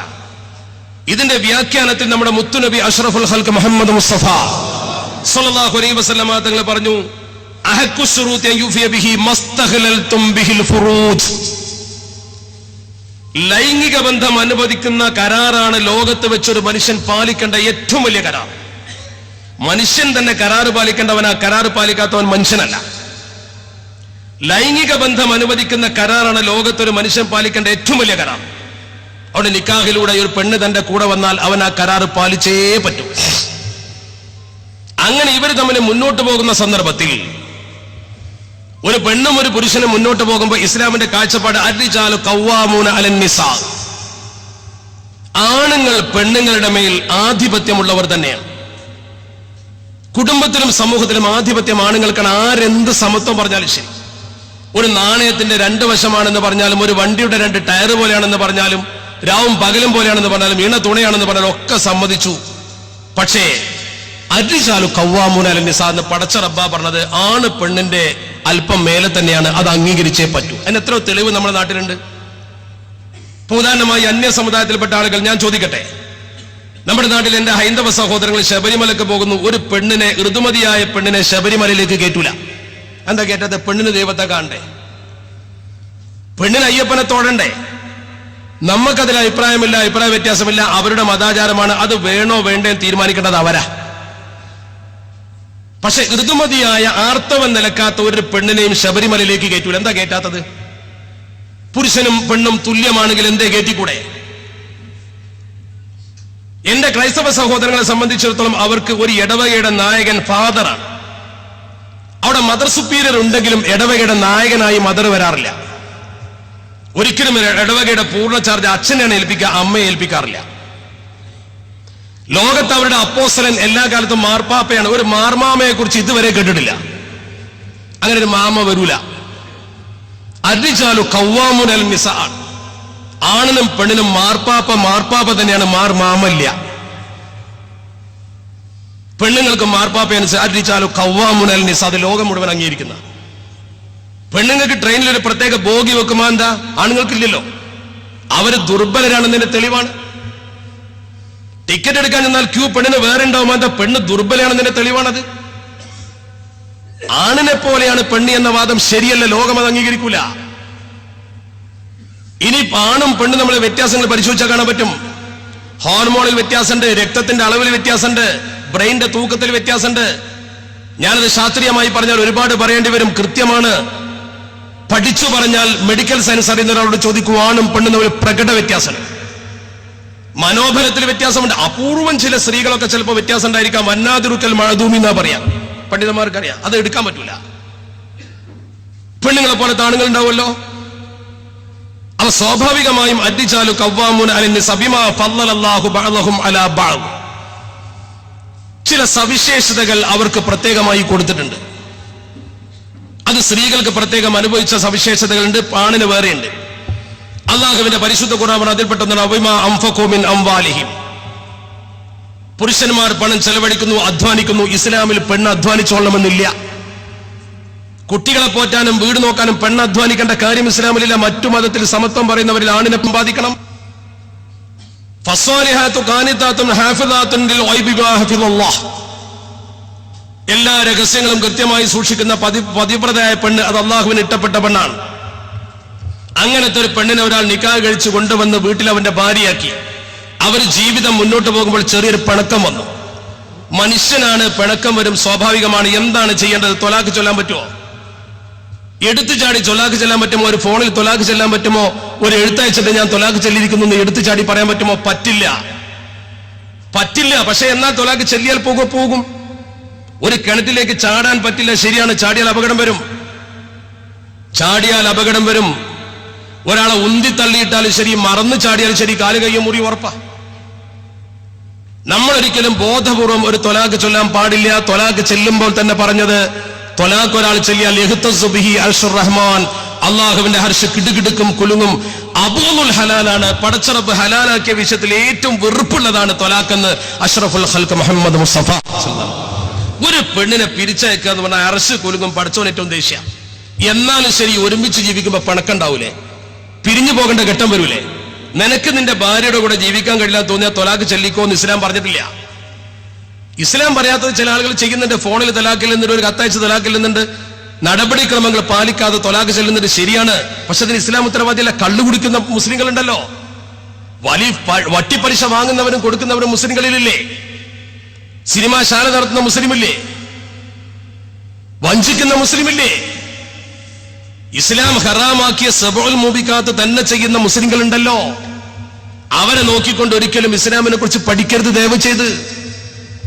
നമ്മൾ ഈ പറയുന്ന വിഷയത്തിന്റെ ഗൗരവം മനസ്സിലാക്കണം. ഒരു പെണ്ണും ഒരു പുരുഷനും വിവാഹബന്ധത്തിൽ ഏർപ്പെട്ട് വല്ലാത്തി തഖാഫൂന നുശൂസഹുന്ന, 5 നടപടിക്രമങ്ങളാണ് ഇസ്ലാം പറഞ്ഞത്. 5 നടപടിക്രമം. അതിൽ 5ാമത്തേതാ തൊലാഖ്. 4 സമയത്ത് പറ്റൂല. 4 സംഗതി പൂർത്തിയാകാതെ തൊലാഖ് ചൊല്ലാൻ പാടില്ല എന്ന് പടച്ച റബ്ബ് പരിശുദ്ധ ഖുർആനിൽ പറയുന്നു. അഷ്റഫുൽ ഖൽഖ് തങ്ങളത് വിശദീകരിക്കുന്നു സ്വല്ലല്ലാഹു അലൈഹി വസല്ലം. മുസ്ലിം അവിടെ നിൽക്കണ്ടേ? അമുസ്ലിങ്ങൾ മനസ്സിലാക്കണം, ഒരു പെണ്ണിനെ തൊലാഖ് ചൊല്ലണമെങ്കിൽ വല്ലാത്തി തഖാഫൂന നുശൂസഹുന്ന, ആണും പെണ്ണും തമ്മിൽ പഴങ്ങിയാൽ എന്ത്? ഫഅഇലൂഹുന്ന. ഫസ്റ്റ് സ്റ്റെപ്പ് ഫഅഇലൂഹുന്ന, പെണ്ണിനെ ഉപദേശിക്കണം. പെണ്ണെ ഇങ്ങനെ പോയാൽ നമുക്ക് പ്രശ്നമാണ്. 2 കൂട്ടരും കൂടിയിട്ടൊന്ന് ഇരുന്നിട്ടൊന്ന് കൗൺസിലിംഗ് നടത്തണം. പരസ്പര സംസാരം, ഉള്ളു തുറന്ന സംസാരം. അപ്പൊ പ്രശ്നം തീരും. ഒരു പരിധി വരെ അതുകൊണ്ട് തീരും. മിണ്ടാതെ ഇങ്ങനെ ദേഷ്യം പിടിച്ച് നടക്കലാവൂല. നിങ്ങളെ ഭാര്യ നിങ്ങൾ ചില മുഖം പൊറിപ്പിച്ചിങ്ങനെ നിൽക്കുമ്പോൾ നിങ്ങളൊന്നും മിണ്ടാതെ മൈൻഡ് ചെയ്യാൻ ഞാൻ പോകും. എന്തെനിക്ക് പറ്റിയെന്ന് സൗന്ദര്യത്തോടൊന്ന് ചോദിച്ചാലോ? മറുത്. അത്രയുള്ളൂ പെണ്ണിന്റെ മനസ്സ്. 2ാമത്തെ, അതുകൊണ്ട് അവൾ നന്നാവുന്നതിൽ വഹ്ജുറൂഹുന്ന ഫിൽ മലാജ്. വഹ്ജുറൂഹുന്ന ഫിൽ മലാജ്, മിനൽ മലാജ് അല്ല. വഹ്ജുറൂഹുന്ന, അവരെ നിങ്ങൾ അകറ്റി നിർത്തണം. ഫിൽ മലാജ്, ഈ കിടപ്പറയിൽ. ഡോറ് കുറ്റിട്ട് പുറത്തേക്ക് നിർത്താൻ പറഞ്ഞിട്ടില്ല. കിടപ്പറയിൽ. നിങ്ങളെ ബെഡിന്റെ അങ്ങേ തലക്കൽ അവളും കിടന്നോട്ടെ, ഇങ്ങേ തലക്കൽ നിങ്ങൾ കിടന്നോളൂ. നിങ്ങളെ പിടിച്ചും നിന്നാ മതി. നിങ്ങൾ ഉറക്കം വരാൻ ലേശം പ്രയാസം ഉണ്ടാവും. കുറച്ചെണ്ണം മുന്നോട്ട് പോകുമ്പോ ചിലപ്പോ ഒന്ന് തോണ്ടും, അങ്ങോട്ടോ സംഗതി മുന്നോട്ട് പോകും. ഉറപ്പല്ലേ? ഒന്ന് കിടന്നു നോക്കി. നിങ്ങൾ പെണ്ണുങ്ങൾ കേൾക്കുന്നുണ്ടാവുമല്ലോ. ഈ 2ാമത്തെ സ്റ്റെപ്പിൽ തന്നെ പ്രശ്നം തീരും. അതാണ് വഹ്ജുറൂഹുന്ന ഫിൽ മലാജി, കിടപ്പറയിൽ അകറ്റി നിർത്തണമെന്ന് പറഞ്ഞ അർത്ഥം. ഡോർ അടച്ച് കുട്ടിയിടാൻ പറഞ്ഞിട്ടില്ല. ബെഡിന്റെ അങ്ങേ തലക്കൽ അവള് കിടന്നോട്ടെ, ഇങ്ങേ തലക്കൽ നിങ്ങൾ കിടന്നോ. സമയം എത്ര നീളും നോക്കാം, നമുക്ക് പ്രശ്നം തീരും. അതുകൊണ്ടും തീരില്ല. ലേശം വാശിക്കാരെന്ന് വിചാരിക്കുക, അല്ലെ ഭർത്താവ് വാശിക്കാനെന്ന് വിചാരിക്കുക. എന്ത് ചെയ്യണം? വളിരിബൂഹുന്ന, ചെറുതായിട്ടൊന്ന് ശിക്ഷിക്കുക. എന്ന് പറഞ്ഞാൽ വഴിലൂഹുന്ന എന്ന് പറഞ്ഞ മാതിരി. വഴിലൂഹുന്ന വഴന്ന് എന്ന് പറഞ്ഞാൽ എന്താ? വഴിലൂഹുന്ന, വഴന്ന് വരണം എന്നാ. പെണ്ണ് പണിങ്ങിയാൽ വയന്ന് പറഞ്ഞാൽ ഉസ്താദിനെ ചോദിച്ച് മൈക്കുണ്ടോ ഈ വീട്ടിൽ വയന്നിർത്തണം എന്നല്ല. എന്ന പോലെ തന്നെ വളിരിബൂഹുന്ന എന്ന് പറഞ്ഞാൽ ലാത്തിച്ചാർജ് നടത്തണം എന്നല്ല അതിന്റെ അർത്ഥം. ടവ്വല കൊണ്ട് തൂവാല കൊണ്ട് അടിക്കുന്ന രംഗം വരെ വിശദീകരിച്ചിട്ടുണ്ട് തഫ്സീർ. ഓളോട് എനിക്ക് ദേഷ്യം ഉണ്ടെന്ന് വരുത്തി തീർത്താൽ മതി, അല്ലാതെ ലാത്തിച്ചാർജ് നടത്തണ്ട. വളിരിബൂഹുന്ന അർത്ഥമുള്ള ദറബക്ക് പല അർത്ഥമുണ്ട്. നിങ്ങൾ ദറബന്റെ ശരിയായ അർത്ഥം വെച്ചാൽ വെട്ടിപ്പോവും. അപ്പൊ അവളെ ആ രീതിയിലൊന്ന് ശിക്ഷിക്കുന്നു. എനിക്ക് നിന്നോട് ദേഷ്യമുണ്ടെന്ന് ബോധ്യപ്പെടുത്തി കൊടുക്കുക. അതുകൊണ്ട് അവൾ വഴങ്ങുന്നില്ല. എന്നാൽ ഖുർആൻ പറയാം. ഖുർആനായി പറയുന്നത് നമ്മുടെ പീനൽ കോഡ്. അള്ളാഹുവിന്റെ പരിശുദ്ധ ഖുർആൻ പറയുന്നു, അവൾ അനുസരിക്കുന്ന പക്ഷം വേറൊരു മാർഗം നിങ്ങൾ തേടണ്ട. ഇന്നല്ലാഹ കാന അലിയ്യൻ കബീറ, അള്ളാഹു ഉന്നതനും മഹാനുമാണ്. പടച്ചറപ്പ് ഒരു വഴി ഉണ്ടാക്കും, പേടിക്കണ്ടകള്. എന്നിട്ട് വൈൻഹിബ്തും ശിഖാക ബൈനിഹിമ, ഈ മൂന്ന് സംഗതികളൊന്നും മനുഷ്യന് ചെയ്യാൻ പറ്റുന്ന മൂന്നും ചെയ്തു. നിങ്ങളെ കൊണ്ട് ചെയ്യാൻ പറ്റുന്നതൊക്കെ എന്ത് ചെയ്തു? ഉപദേശിച്ചു, കടപ്പറയിൽ അകറ്റി നിർത്തി, ചെറുതായി ഒന്ന് ശിക്ഷിച്ചു. നിങ്ങളെ കൊണ്ടൊന്നും ചെയ്യാൻ കഴിയില്ല. അപ്പൊ നിങ്ങളെ കയ്യിൽ നിന്ന് കാര്യം പോയി. 4ാം സ്റ്റെപ്പ് നമ്മളെ കയ്യിൽ നിന്ന് പോയി. അതെന്താ? ഫബഅസു ഹകമൻ മിൻ അഹ്ലിഹി വഹകമൻ മിൻ അഹ്ലിഹാ. എന്താ ഖുർആന്റെ ഭാഷ നോക്കുങ്ങള്. ഫബഅസു ഹകമൻ മിൻ അഹ്ലിഹി, അവന്റെ കുടുംബത്തിൽ നിന്നും നീതിമാനായ ഒരാൾ വരട്ടെ. അവന്റെ കുടുംബത്തിൽ ഒരു കാരണവര് മുന്നോട്ട്, ഇവന് വേണ്ട, ഇവന്റെ കുടുംബത്തിൽ ഒരു കാരണവര് വരട്ടെ. വഹകമൻ മിൻ അഹ്ലിഹാ, അവളെ കുടുംബത്തിൽ ഒരു കാരണവര് വരട്ടെ. അങ്ങനെ 2 കാരണന്മാർ ഇരുന്നിട്ട് ഇവരെ രണ്ടാളിരുത്തിയിട്ട് ഒരു കൗൺസിലിംഗ് നടത്തട്ടെ. ബാപ്പമാരോ ഉത്തമന്മാരോ ബന്ധപ്പെട്ടവരോ വന്നിട്ട് ഇരുന്നിട്ട് 2 കൂട്ടി ഇരുന്ന് മക്കളെ ഇങ്ങനെ ആയാ പറ്റില്ല എന്ന് പറഞ്ഞ് സംസാരിക്കട്ടെ. ഇൻയുരീദ ഇസ്ലാഹ, ഖുർആൻ പറഞ്ഞതാ. അല്ലാഹ് ആവണെങ്കിൽ ഈ 4ാമത്തെ സ്റ്റെപ്പിൽ അവൻ പടച്ചോനെ പഠിപ്പിച്ച് മുന്നോട്ട് പോകാൻ ഉണ്ടെങ്കിൽ അവർ യോജിക്കും. ഇൻയുരീദ ഇസ്ലാഹ യുഫിഖില്ലാഹു ബൈനഹുമാ. ഇനി അങ്ങനെ അല്ലാഹു സുബ്ഹാനഹു വ തആല ചെയ്യുമെന്ന് പറഞ്ഞിട്ട് ഇന്നല്ലാഹ കാന അലീമൻ, ആ വാക്ക് ശ്രദ്ധിക്കണം. എനിക്ക് ഒരുപാട് ഇന്നല്ലാഹ അലീമൻ ഖബീറ, ഈ കാര്യങ്ങൾ അറിയുന്ന ആളാണ് അല്ലാഹു. ഇവരെ ഉള്ളിന്റെ ഉള്ളിലുള്ള സംഗതി അല്ലാഹു അറിയും. യോജിപ്പിക്കലാ ഖൈർ അല്ല പിരിക്കലാ ഖൈർ എന്ന് പടച്ചോനാ തീരുമാനിക്കണം, നമ്മളല്ല. ആ വാക്കിന്റെ ഗൗരവം മനസ്സിലാ. തഫ്സീറൊക്കെ ഞാൻ ഫുള്ള് വായിക്കാൻ സമയമില്ലാത്തതുകൊണ്ടാ. ഇന്നല്ലാഹ അലീമൻ ഖബീറൻ എന്ന വാക്ക് അവിടെ ഉപയോഗിച്ചത് ബോധപൂർവമാണ്. അള്ളയാണ് ഉപയോഗിച്ചത്, റസൂലുള്ളാഹിയാണ് തഫ്സീർ ചെയ്തത്, അഷ്റഫുൽ ഖൽഖ് മുഹമ്മദ് മുസ്തഫ. അവര് യോജിക്കലാണ് നല്ലതെങ്കിൽ പടച്ച റബ്ബ് യോജിപ്പിക്കും. ഇല്ലെങ്കിലോ ഏച്ചു കൂട്ടിയാൽ മുഴക്കും. ചില സമുദായത്തിൽ വിവാഹമോചനം പറ്റും 2 കൊല്ലമൊക്കെ കാത്തിരിക്കണം. അപ്പോഴാണ് ചിലപ്പോൾ സ്റ്റൗ പൊട്ടല്. സംഗതിക്ക് മനസ്സിലാവുണ്ടോ? അടുക്കളയിൽ സ്റ്റൗ പൊട്ടി വാരി വരിക്കും, വെറുതെ പൊട്ടിയതാവില്ല. ആ ഏർപ്പാട് ഇസ്ലാമിലില്ല. യോജിച്ച് പോകാത്തത് 2 കൊല്ലം പോയിട്ട് 2 ദിവസം പോകൂല കൂട്ടരെ.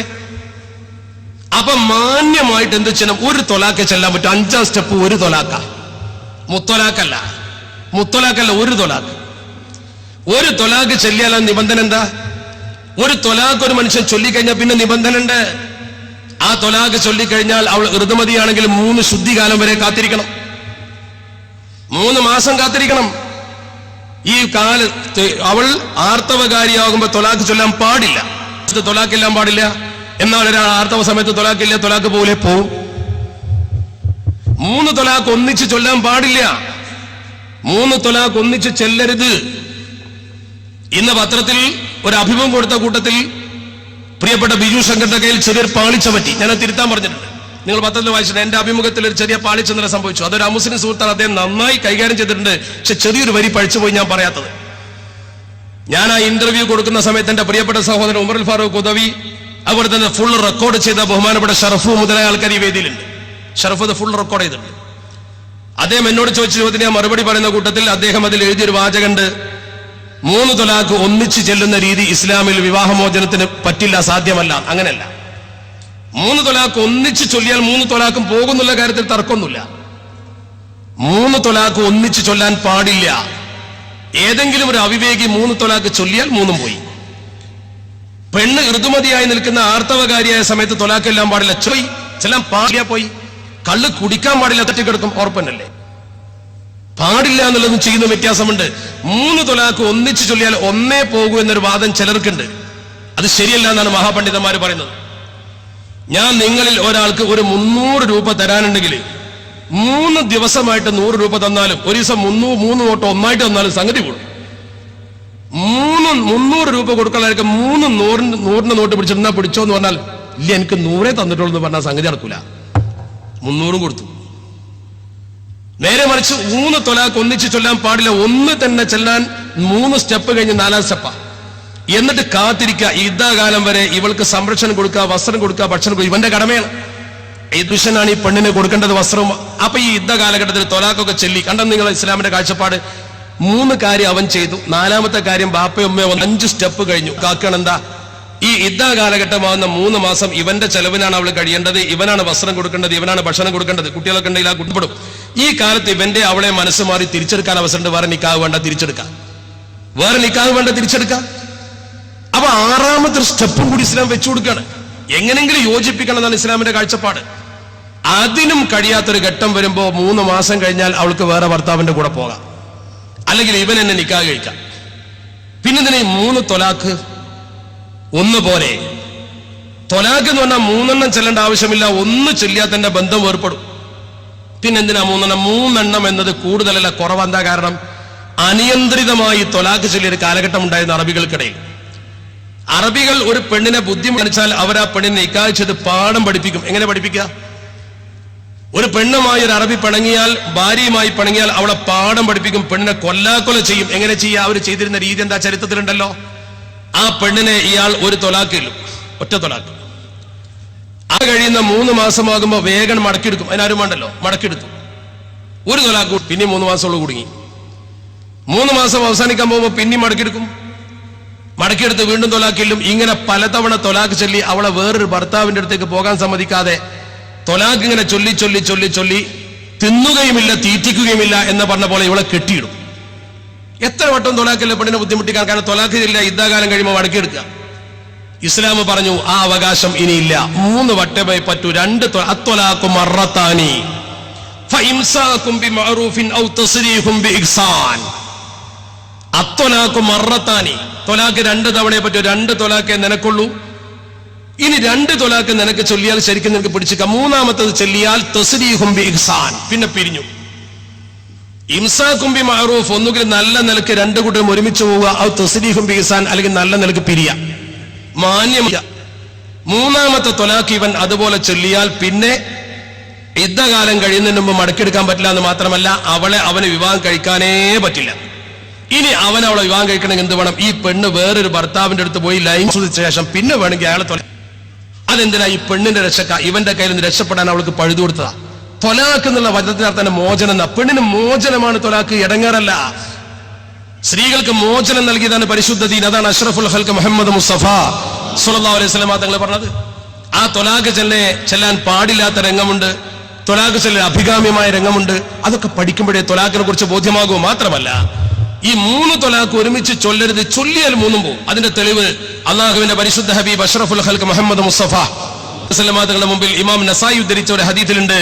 ഒരാൾ വന്നിക്ക് ചൊല്ലിയ വിഷയത്തെ കുറിച്ച് സ്വഹാബത്ത് വന്ന് പറഞ്ഞു, അയാളെ ഭാര്യയെ 3 തൊലാക്ക് ഒറ്റയ്ക്ക് ചൊല്ലിപ്പോയി നബിയെ എന്ന് പറഞ്ഞു. അള്ളാഹുവിന്റെ പരിശുദ്ധ പ്രവാചകർ കോപ്പിച്ചുകൊണ്ട് ചോദിച്ചു, ഞാൻ നിങ്ങൾക്ക് ഇപ്പോൾ ഖുർആൻ കൊണ്ട് കളിക്കുകയാണോ നിങ്ങൾ? അപ്പൊ 3 തൊലാക്ക് ചൊല്ലിയത് റസൂലുള്ളാഹിക്ക് ഇഷ്ടപ്പെട്ടില്ല എന്നതിന്റെ തെളിവാണ്. ഒരു സ്വഹാബി ഇത്രത്തോളം ചോദിച്ചു, നബിയെ ഞാൻ അയാളെ പിടിച്ച് വെട്ടിക്കൊല്ലട്ടെ. അത്രത്തോളം നബി തങ്ങൾക്ക് ഇഷ്ടമില്ലാത്ത പണിയാണതെന്ന് സ്വഹാബത്ത് അറിഞ്ഞു. അത്തരം അവേഗത്തെ തൊട്ട് അള്ളാഹു നമ്മളെ കാത്തുരക്ഷിക്കുമാറാവട്ടെ.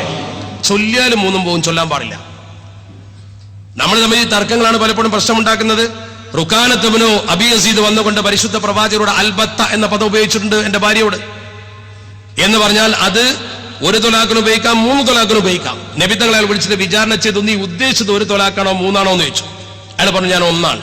എന്തിനാ നബി തങ്ങൾ അങ്ങനെ ചോദിക്കേണ്ട കാര്യം? 3 വിചാരിച്ചിട്ട് 3 തൊലാക്കം പോയി എന്ന് പറഞ്ഞാൽ പോരെ? അങ്ങനെ പറഞ്ഞില്ല.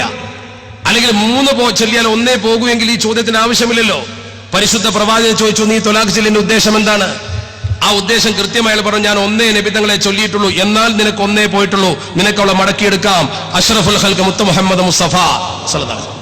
അപ്പൊ ഞാൻ പറഞ്ഞു വരുന്നത്, തൊലാഖ് എന്ന് പറയുന്നത് മുസ്ലിം സ്ത്രീയെ അള്ളാഹുവിന്റെ പരിശുദ്ധ ദീൻ സംരക്ഷിച്ചതാണ്, സംരക്ഷണമാണ് അതിലുള്ളത്. ഇനി അള്ളാഹുവിന്റെ പരിശുദ്ധ ഖുർആൻ പറയുന്നു, വൈൻ അസമു ത്വലാഖ ഫഇന്നല്ലാഹ സമീഉൻ അലീം. ഖുർആൻ പറഞ്ഞ വാക്കാ. നിങ്ങൾ അഥവാ ത്വലാഖ് ചെല്ലുന്നുവെങ്കിൽ തീരുമാനിച്ചാൽ പടച്ച റബ്ബ് അത് കൃത്യമായി അറിയുന്നവനാണ്.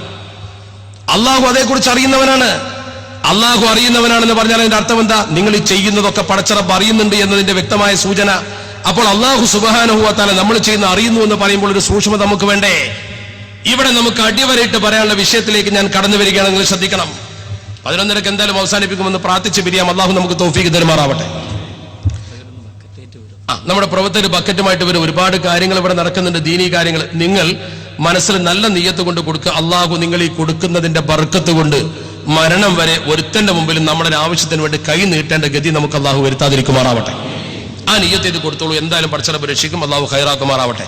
ഞാൻ ഈ വിഷയത്തിൽ ഒന്നി നിൽക്കുകയാണ്. 1. രണ്ടാമത് ഇവര് പറയുന്നത് ബഹുഭാര്യത്വം സ്വീകരിക്കുന്നു എന്നുള്ളതാണ്. ബഹുഭാര്യത്വം സ്വീകരിക്കുക എന്ന് പറയുമ്പോൾ ഇസ്ലാം കൃത്യമായി പറഞ്ഞൊരു കാര്യമുണ്ട്. ഒരിക്കലും ഒരാൾ 2 ഭാര്യമാർക്കിടെ നീതി പാലിക്കാൻ തയ്യാറല്ലെങ്കിൽ, അതിന് കഴിയില്ലെങ്കിൽ ആ മനുഷ്യൻ തീർച്ചയായും ഒരു വിവാഹമേ കഴിക്കാൻ പാടുള്ളൂ. 2 വിവാഹം കഴിക്കാം. പിന്നെ ബഹുഭാര്യത്വം എന്ന് പറയുന്നത് ഇസ്ലാമിന്റെ കാഴ്ചപ്പാടിൽ മാത്രമുള്ള കാര്യമല്ല. ഇന്ത്യയിൽ തന്നെ മനുസ്മൃതി പറഞ്ഞു, വന്ധ്യാഷ്ടമേതി വേദ്യാബ്ദേ ദശമേതു മൃതപ്രജ. വന്ധ്യാഷ്ടമേതി വേദ്യാബ്ദേ, നിന്റെ ഭാര്യ വന്ധ്യയാണെങ്കിൽ 8ാം കൊല്ലം വേറെ പെണ്ണ് കെട്ടിക്കോന്ന ഫത്വ. ഹൈന്ദവ സമൂഹത്തിന്റെ മാർഗരേഖ, അത് ഫത്വന്നല്ലേ? അവരുടെ മതത്തിന്റെ ഫത്വല്ല മനുസ്മൃതി. വന്ധ്യാഷ്ടമേതി വേദ്യാബ്ദേ. നിന്റെ ഭാര്യ വന്ധ്യാണ്, പ്രസവിക്കാത്ത പെണ്ണാളെ 8-ാം കൊല്ലം പെണ്ണ് കെട്ടി 8 കൊല്ലം കാത്തിരിക്കണം എന്ന് മാത്രം. ദശമേത് മൃതപ്രജ. മൃതപ്രജ ജനിക്കുന്ന കുട്ടികളൊക്കെ മരിക്കുന്ന പെണ്ണാണ്, കുട്ടി ജീവിക്കണില്ല. അങ്ങനത്തെ ചില പെണ്ണുകളുടെ പ്രസവത്തിൽ മരിച്ചു പോകും കുട്ടികൾ. അള്ളാഹു നമ്മുടെ ഭാര്യമാരെയും നമ്മളെയും കാത്തിരക്ഷിക്കുമാറാവട്ടെ. അങ്ങനത്തെ അവസ്ഥയാണ് നിന്റെ ഭാര്യക്കുള്ളിൽ. ദശമേതു 10-ാം കൊല്ലം വേറെ പെണ്ണ് കെട്ടിക്കോ, 10 കൊല്ലം കാത്തിരിക്കണം. അങ്ങനെയാണ് ഫത്വ. ഏകാദശേ സ്ത്രീ ജനനി. നിന്റെ ഭാര്യക്ക് പെൺകുട്ടി മാത്രമേ ജനിക്കുള്ളൂ. ഏകാദശേ 11-ാം കൊല്ലം വേറെ പെണ്ണ് കെട്ടിക്കോ. സദ്യസ്വപ്രിയ വാദിനി. നിന്റെ പെണ്ണ് കലഹപ്രിയയും കച്ചറുണ്ടാക്കുന്ന പെണ്ണുവാണെങ്കിൽ അപ്പൊ തന്നെ വേറെ പെണ്ണ് കെട്ടിക്കോന്നാ ഫത്വ. ആരാ പറയുന്ന? മനുസ്മൃതി. ഞാൻ അത് തമാശയാക്കി പറയുന്നില്ല, അതൊരു മതത്തിന്റെ ആചാരമാണ്. അപ്പൊ അവര് പറഞ്ഞ ആ മാർഗരേഖ നിങ്ങൾ നോക്ക്, അവർക്കത് പറയാം. ക്രൈസ്തവ സമൂഹത്തെ സംബന്ധിച്ചിടത്തോളം നമ്മൾ സ്ത്രീയുടെ അവകാശത്തെ ഹനിക്കുന്നത് കാണുന്ന ഒരു കന്യാസ്ത്രീയെ കൊണ്ടുപോയി മഠത്തിലാക്കിയാൽ അവൾക്ക് ഒരിക്കലും വിവാഹബന്ധം പാടില്ല. ആ പെണ്ണിന്റെ ജീവിതം അങ്ങനെ അങ്ങ് അവസാനിച്ചു പോവാണ്. ആ പെണ്ണ് ദൈവത്തിന് വേണ്ടി അർപ്പിക്കപ്പെട്ട പെണ്ണാണ്. കന്യാമറിയത്തെ പോലെ എന്നാണ് അവർ പറയുന്നത്. അള്ളാഹുവേ, ഞാൻ എന്റെ വയറ്റിലുള്ളതിനെ നിനക്ക് നേർച്ചയാക്കിയിരുന്നു മറിയം ബീവി പറഞ്ഞ പോലെ, ഹന്നത്ത് ബീവി പറഞ്ഞ പോലെ. ഹന്നത്ത് ബീവി മറിയം ബീവി ഗർഭം ധരിച്ചു, പെണ്ണാണെന്നറിഞ്ഞു, പെണ്ണായിട്ടും പള്ളിയിലേക്ക് നേർച്ചയാക്കി. അതുപോലെ മെഹ്റാബിലേക്ക് നേർച്ചയാക്കിയതുപോലെ പെണ്ണിനെ അങ്ങനെ പള്ളിയിൽ നിർത്തണമെന്നാണ് അവർ കൽപ്പിക്കുന്നത്. അവൾക്ക് വിവാഹം കഴിക്കാൻ പാടില്ല. അവളെ ജീവിതത്തിൽ അനുഭവിക്കേണ്ട സൗകര്യങ്ങളൊന്നും അവൾക്ക് നൽകുന്നില്ല. ആരും പരാതിപ്പെടുന്നില്ലല്ലോ. നമ്മൾ പരാതിയില്ല, കാരണം അത് അവരുടെ മതത്തിന്റെ തീരുമാനമാണ്. അവർ പർദ്ദയിട്ട് നടന്നാലും പരാതിയില്ല. മദർ സുപ്പീരിയർ, സിസ്റ്റർ, ഇവരൊക്കെ ശരീരം മുഴുവൻ മറച്ചു നടന്നാലും പ്രശ്നമില്ല. മുസ്ലിം സ്ത്രീ ഒരു പർദ്ദ അണിഞ്ഞാൽ, ശിരോവസ്ത്രം അണിഞ്ഞാൽ ലോകത്ത് പ്രശ്നമാണ്. അപ്പോൾ ഇതിന്റെ പിന്നിലൊക്കെ ഒരു ഇസ്ലാമിക വിരുദ്ധ കാഴ്ചപ്പാടുണ്ടോ? നമ്മൾ സംശയിച്ച തെറ്റുണ്ടോ? ഇനി മറ്റൊന്ന്, ഈ ബഹുമാര്യത്വം എന്ന് പറയുന്ന വിഷയം ശരിക്കും പഠിച്ചാൽ ഇന്ത്യയിൽ ഡോക്ടർ റോയ് ബർമന്റെ പഠനം, ഡോക്ടർ കാന്തി പ്രകാശിന്റെ പഠനം, ഈ 2 പഠനങ്ങൾ തെളിയിച്ചെന്താ? ഇന്ത്യ മഹാരാജ്യത്ത് ഏറ്റവും കൂടുതൽ ബഹുമാര്യത്വമുള്ളത് മുസ്ലിങ്ങളിലല്ല. ഇന്ത്യയിൽ ഏറ്റവും കൂടുതൽ ബഹുമാര്യത്വമുള്ളത് മുസ്ലിങ്ങളിലല്ല. ഏറ്റവും കൂടുതൽ ബഹുമാര്യത്വം ഇന്ത്യയിൽ നിലനിൽക്കുന്നത് ഹൈന്ദവ സമൂഹത്തിലാണ്. കൃത്യമായി ഡോക്ടർ റോയ് ബർമന്റെ പഠനവും പറഞ്ഞു, കാന്തി പ്രകാശിന്റെ പഠനവും പറഞ്ഞു. അതുപോലെ തന്നെ ഇന്ത്യയിൽ ഏറ്റവും കൂടുതൽ ശൈശവ വിവാഹം നിലനിൽക്കുന്നത് ഗോത്രവർഗങ്ങളിലാണ്, മുസ്ലിങ്ങളിലല്ല. ഇന്ത്യയിൽ ഏറ്റവും കൂടുതൽ ബഹുഭാര്യത്വം നിലനിൽക്കുന്നത്, അതുപോലെ തന്നെ ഇന്ത്യയിൽ ഏറ്റവും കൂടുതൽ ശൈശവ വിവാഹം നടക്കുന്നത്, ഇതിലൊന്നും മുസ്ലിങ്ങൾക്ക് പങ്കില്ല. ഞാൻ ചോദിക്കട്ടെ, ഇന്ത്യയിൽ ഏറ്റവും കൂടുതൽ പെണ്ണുങ്ങൾ അഭിസാരികകൾ ഏത് സമൂഹത്തിൽപ്പെട്ടവരാ? വേശ്യാവൃത്തി നടത്തുന്ന പെണ്ണുങ്ങളുടെ എണ്ണം നിങ്ങൾ കണക്കാക്കി എടുത്തു നോക്കി, എത്ര പെണ്ണുങ്ങൾ? എന്താ കാരണം? പലപ്പോഴും അവരെ സംബന്ധിച്ചോളം ജാതകം ശരിയാകാത്തത് കൊണ്ട് എടുത്തെറിയപ്പെട്ട സ്ത്രീകൾ. അതുപോലെ തന്നെ വിവാഹ ജീവിതം ആസ്വദിക്കാൻ അവർക്ക് മതപരമായി അവകാശമില്ലാത്ത അവസ്ഥ വരുമ്പോൾ അങ്ങനെയുള്ള സ്ത്രീകൾ പലരും അഭിസാരികളായി പോകുന്നു. ബോംബെയിലെയും കൽക്കട്ടയിലെയും ഒക്കെ വേശ്യാ തെരുവുകൾ പരിശോധിച്ചാൽ ബോധ്യപ്പെടും. മുസ്ലിം സ്ത്രീകൾ ഇല്ലെന്ന് ഞാൻ പറയുന്നില്ല, ഭൂരിപക്ഷം അമുസ്ലിം സ്ത്രീകളാണ്. ഇന്ന് ക്യാബറെ ഡാൻസ് നടത്തിക്കൊണ്ടിരിക്കുന്നു പല സ്ഥലത്തും അഭിസാരികളായ സ്ത്രീകളെ പോലെ തന്നെ. മദ്യപിച്ചുകൊണ്ട് പണക്കാരന്റെ മുമ്പിൽ തുണിയടിച്ചിട്ടാടുന്ന പെണ്ണുങ്ങളെ കുറിച്ച് ആർക്കും പരാതിയില്ലല്ലോ. ആർക്കും പരാതിയില്ല, ഒരാളും അതേക്കുറിച്ച് പറയുന്നില്ല. ഏത് ഹോട്ടലിൽ ചെന്നാലും റിസപ്ഷനിസ്റ്റ് പെണ്ണായിരിക്കണം. ലിപ്സ്റ്റിക് തേച്ച് മുട്ടോളമില്ല, അരയോളമില്ല, അല്പം വസ്ത്രം മാത്രം ധരിച്ച് ആ പെണ്ണ് നിന്നുകൊണ്ട് നിങ്ങളെ സ്വീകരിക്കുന്ന രംഗമാണ് വേണ്ടത് എന്ന് എല്ലാവരും തീരുമാനിക്കുന്നു. പെണ്ണിന് ഇതിനു വേണ്ടി വെച്ചതാണോ? ആ പെണ്ണിന്റെ സ്വകാര്യ സൗന്ദര്യം, അവരുടെ ഭർത്താവിന് മാത്രം അവകാശപ്പെട്ട സൗന്ദര്യം ആരാന്റെ മുമ്പിൽ പ്രദർശിപ്പിച്ച് ബിസിനസിന്റെ ഭാഗമാക്കി ആ പെണ്ണിന്റെ മേനിക്കൊടുപ്പ് കണ്ട് തന്റെ സ്ഥാപനത്തിലേക്ക് ആളുകളെ ആകർഷിക്കുന്ന എത്ര ബിസിനസ്സുകാരുണ്ട്? ആർക്കും പരാതിയില്ല, ഒരാൾക്കും പരാതിയില്ലല്ലോ.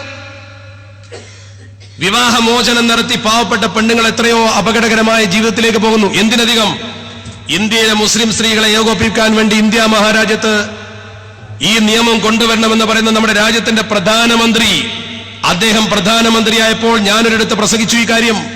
അദ്ദേഹം ഇന്ത്യയുടെ പ്രധാനമന്ത്രിയായപ്പോൾ ആ പ്രധാനമന്ത്രി പദത്തിൽ അദ്ദേഹം ഇരിക്കുമ്പോൾ പ്രധാനമന്ത്രി സത്യപ്രതിജ്ഞ ചെയ്യുമ്പോൾ സ്വാഭാവികമായും പത്രക്കാർ കൂടും. ഇന്റർനാഷണൽ പത്രപ്രവർത്തകർ വന്നു. ലോകത്തൊക്കെ ഒരു വലിയ രാഷ്ട്രത്തിന്റെ തലവൻ വരുമ്പോ കൂടെ ഭാര്യ ഉണ്ടാവും. വിദേശ പത്രപ്രതിനിധികൾ ചോദിച്ചു, എവിടെയാണ് ഇദ്ദേഹത്തിന്റെ ഭാര്യ? നമ്മുടെ പത്രപ്രവർത്തകർക്ക് അതൊരു പുതിയ ചോദ്യമായി തോന്നി. ഗുജറാത്തിൽ മന്ത്രിയാകുമ്പോൾ അവർക്ക് തോന്നിയിട്ടില്ല. ഡൽഹിയിലെ വിദേശ പത്രപ്രതിനിധികൾ വന്നുകൊണ്ട് BBC-യുടെയും റോയിട്ടറിന്റെയും ഒക്കെ ഉദ്യോഗസ്ഥന്മാർ ചോദിച്ചപ്പോ, അവിടുത്തെ ജോലിക്കാർ ചോദിച്ചപ്പോ ഇവർക്ക് അത്ഭുതമായി. അവർ അന്വേഷിച്ചു കണ്ടുപിടിച്ചു. അയാൾ വിവാഹം കഴിച്ച പെണ്ണ്, ചെറുപ്പത്തിൽ വിവാഹം കഴിച്ച പെണ്ണ് ഇന്നും ഒരു വിധവയെ പോലെ കഴിയുന്നു. ആ പെണ്ണിന്റെ കണ്ണീരിന്റെ കഥ പത്രത്തിൽ വന്നു. ആദ്യം ഇന്ത്യൻ പ്രധാനമന്ത്രി പോയി തന്റെ കെട്ടിയ പെണ്ണിനെ സംരക്ഷിക്കട്ടെ, എന്നിട്ട് മുസ്ലിങ്ങളെ സംരക്ഷിക്കട്ടെ. ആദ്യം അതാ വേണ്ടത്. അവനാ കെട്ടിയ പെണ്ണിനെ ആദ്യം നോക്കാൻ കഴിയണം, പിന്നെ മുസ്ലിമിന്റെ പെണ്ണിനെ നോക്കിയാൽ മതി. അത് പത്രക്കാര് പുറത്തു കൊണ്ടുവന്ന വാർത്തയാ. ഞാൻ ഇവിടെ കൃത്യമായി നിന്നു. മുസ്ലിം സമൂഹത്തിന്റെ സ്ത്രീകളോടുള്ള കണ്ണീര് ശരിക്ക് കപട കണ്ണീരാണ്. എയർ ഹോസ്റ്റസ്മാരില്ലേ, ഗർഭം പോലും ധരിക്കാൻ അവകാശമില്ല ചില കമ്പനികളിൽ. ഗർഭിണികളായ ജോലി പോകും, സൗന്ദര്യം നഷ്ടപ്പെട്ട ജോലി പോകും. വിവാഹം പോലും കഴിക്കാൻ സമയത്ത് കഴിക്കാതെ ഗർഭം ധരിക്കുമെന്ന് പേടിച്ച് ജീവിക്കുന്ന എയർ ഹോസ്റ്റസ്മാരുടെ ചില കമ്പനിയിൽ പാടില്ല. പരിശോധിച്ച് നോക്ക് നിങ്ങൾ. ആർക്കും പരാതിയില്ലല്ലോ, ഒരാൾക്കും പരാതിയില്ല. മുത്തലാഖ് മാത്രമേ ലോകത്തൊരു പ്രശ്നമുള്ളൂ. ആകാശഭൂമിക്കടിൽ ആകേണ്ടത്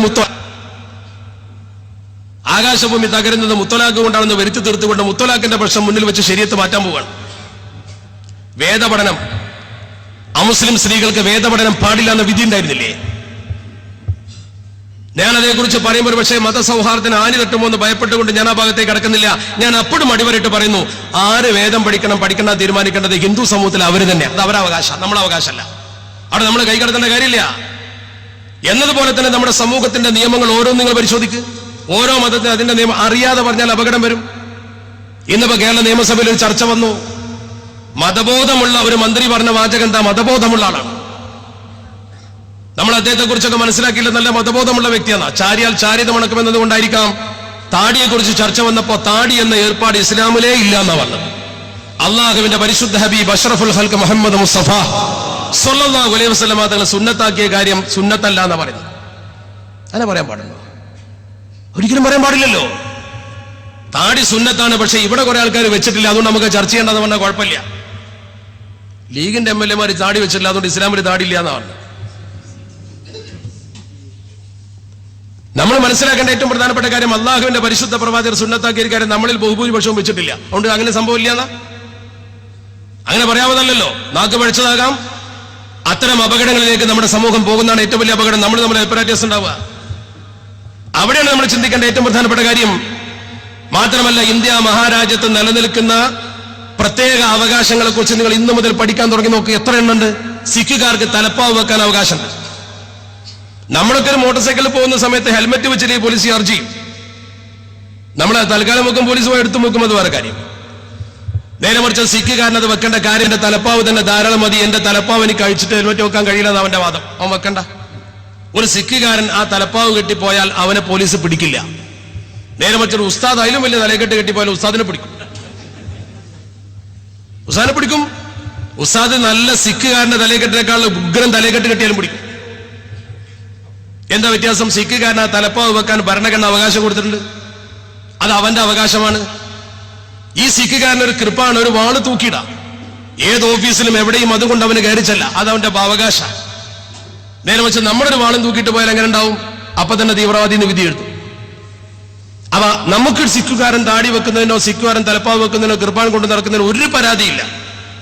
അത് അവരെ മതപരമായ അവകാശമാണ്. നമ്മളവരെ കുറ്റപ്പെടുത്തേണ്ട, അവർക്കത് ചെയ്യാവുന്നതാണ്. ഗോവയിലെ ഹൈന്ദവർക്ക് പ്രത്യേക നിയമമുണ്ടല്ലോ, ഇന്ത്യയിൽ ബോഡോകൾക്ക് പ്രത്യേക നിയമമുണ്ടല്ലോ, ജാർഖണ്ഡിലെ വിഭാഗത്തിന്റെ പ്രത്യേക നിയമമുണ്ടല്ലോ, കാശ്മീരിന്റെ പ്രത്യേക പദവി ഉണ്ടല്ലോ. അതൊന്നും ഏകീകരിക്കാതെ ഈ ഏക സിവിൽ കോഡ് മാത്രം കൊണ്ടുവരുന്നതിന്റെ അർത്ഥം എന്താ? ഒരു പൊതു സിവിൽ കോഡ് കൊണ്ട് നമ്മുടെ രാജ്യത്തെ പ്രശ്നങ്ങൾ മുഴുവൻ പരിഹരിക്കുമെന്ന് വാദിക്കുന്ന ആൾക്കാരാരാ? ഒരു നിലക്കും അത് സാധ്യമല്ല. പൊതുവായൊരു നിയമത്തിന്റെ കീഴിൽ ഇന്ത്യയിലെ ജനങ്ങളെ മുഴുവൻ നിർത്താൻ ആർക്കും കഴിയില്ല. അതുകൊണ്ട് ഇവിടെ നമ്മൾ മനസ്സിലാക്കേണ്ട, നമ്മൾ ചിന്തിക്കേണ്ട പ്രധാന വിഷയത്തിലേക്കാണ് ഞാൻ വരുന്നത്. ഈ ചർച്ച ഉയരാനുള്ള പ്രധാനപ്പെട്ട കാരണം, മുത്തലാഖ് മുമ്പിൽ വെച്ച് വിശദീകരിച്ചപ്പോൾ മുസ്ലിം സമൂഹത്തിന്റെ നാമധാരികളായ ചില ആളുകൾ മുന്നോട്ട് വന്ന് ആ നാമധാരികളായ ആളുകൾ അത് മാറ്റി എഴുതണം എന്ന് പ്രസംഗിച്ചു. പല സ്ഥലത്തും കോടതിയിൽ പോലും സമൂഹത്തിൽ പണ്ടുമുണ്ടായിട്ടുണ്ട്. നമുക്കിടയിൽ അഭിപ്രായ വ്യത്യാസമാണ് പലപ്പോഴും നമ്മളെ തകർക്കുന്നത്.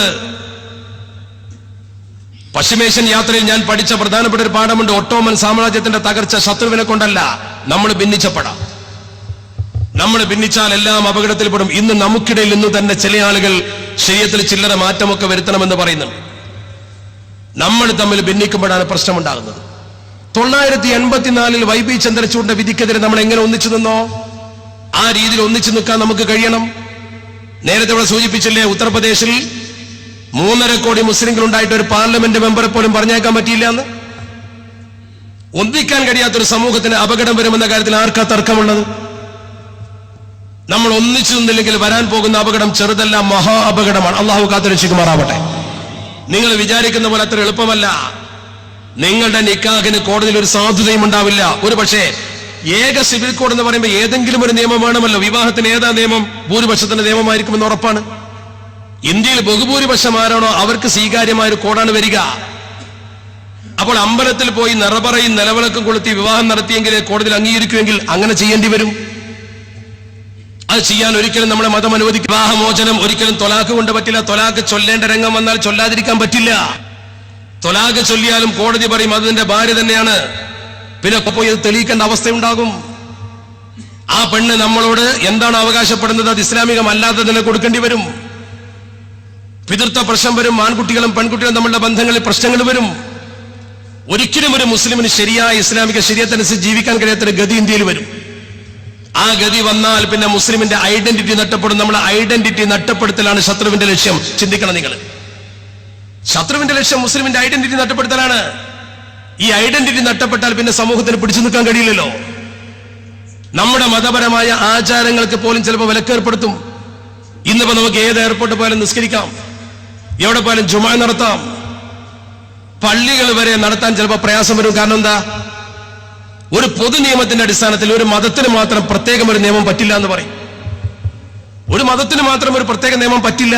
ഈ രാജ്യത്ത് ഒരു നിയമമേ ഉള്ളൂ. പള്ളിയുടെ കേസ്, വഖഫ് ബോർഡിന്റെ ഒരു കേസ് കോടതിയിൽ വന്നാൽ എന്ത് ചെയ്യും?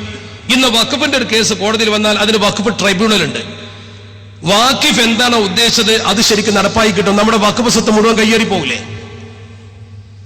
ഒരു വഖഫ് സ്വത്തിന്റെ സംരക്ഷണത്തിന് ഇന്ന് കോടതി തയ്യാറാണ്. നാളെ കോടതി തയ്യാറുണ്ടോ?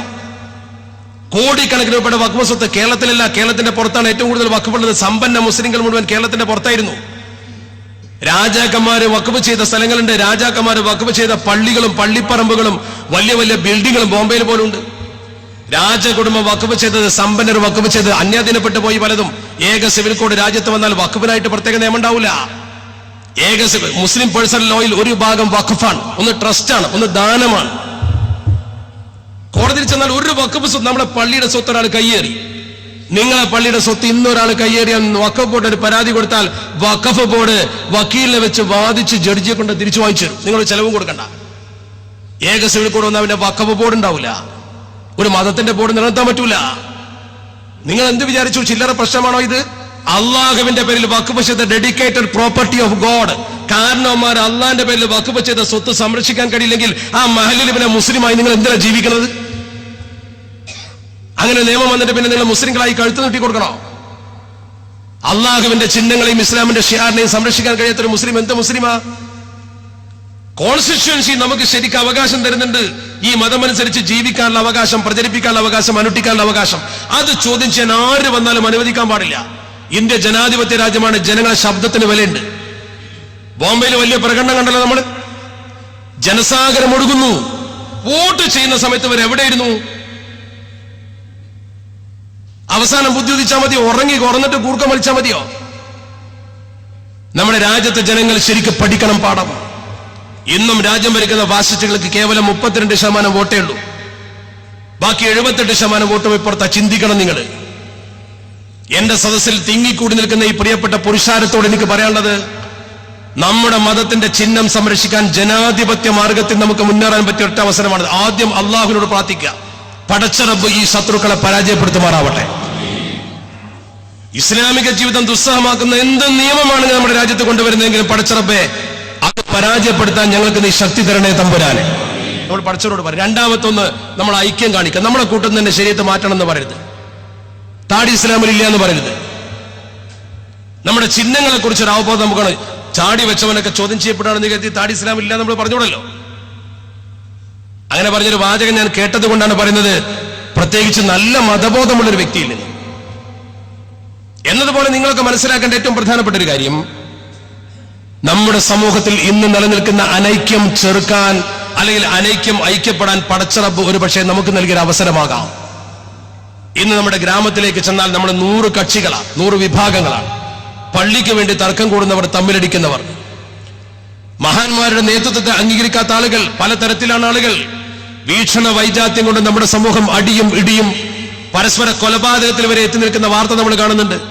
അത്തരമൊരു സാഹചര്യത്തിൽ പക്ഷേ ഈ മുസ്ലിം ഉമ്മത്തിന് യോജിക്കാൻ പടച്ചറബ് ഒരു തുരുമ്പ് തന്നതാവാം. അങ്ങനെ മനസ്സിലാക്കണം. പടച്ചറബ് ഒരു വിധി വരുമ്പോ ആ ഖലാഇൽ ഖൈറുണ്ട് എന്ന് മനസ്സിലാക്കണം.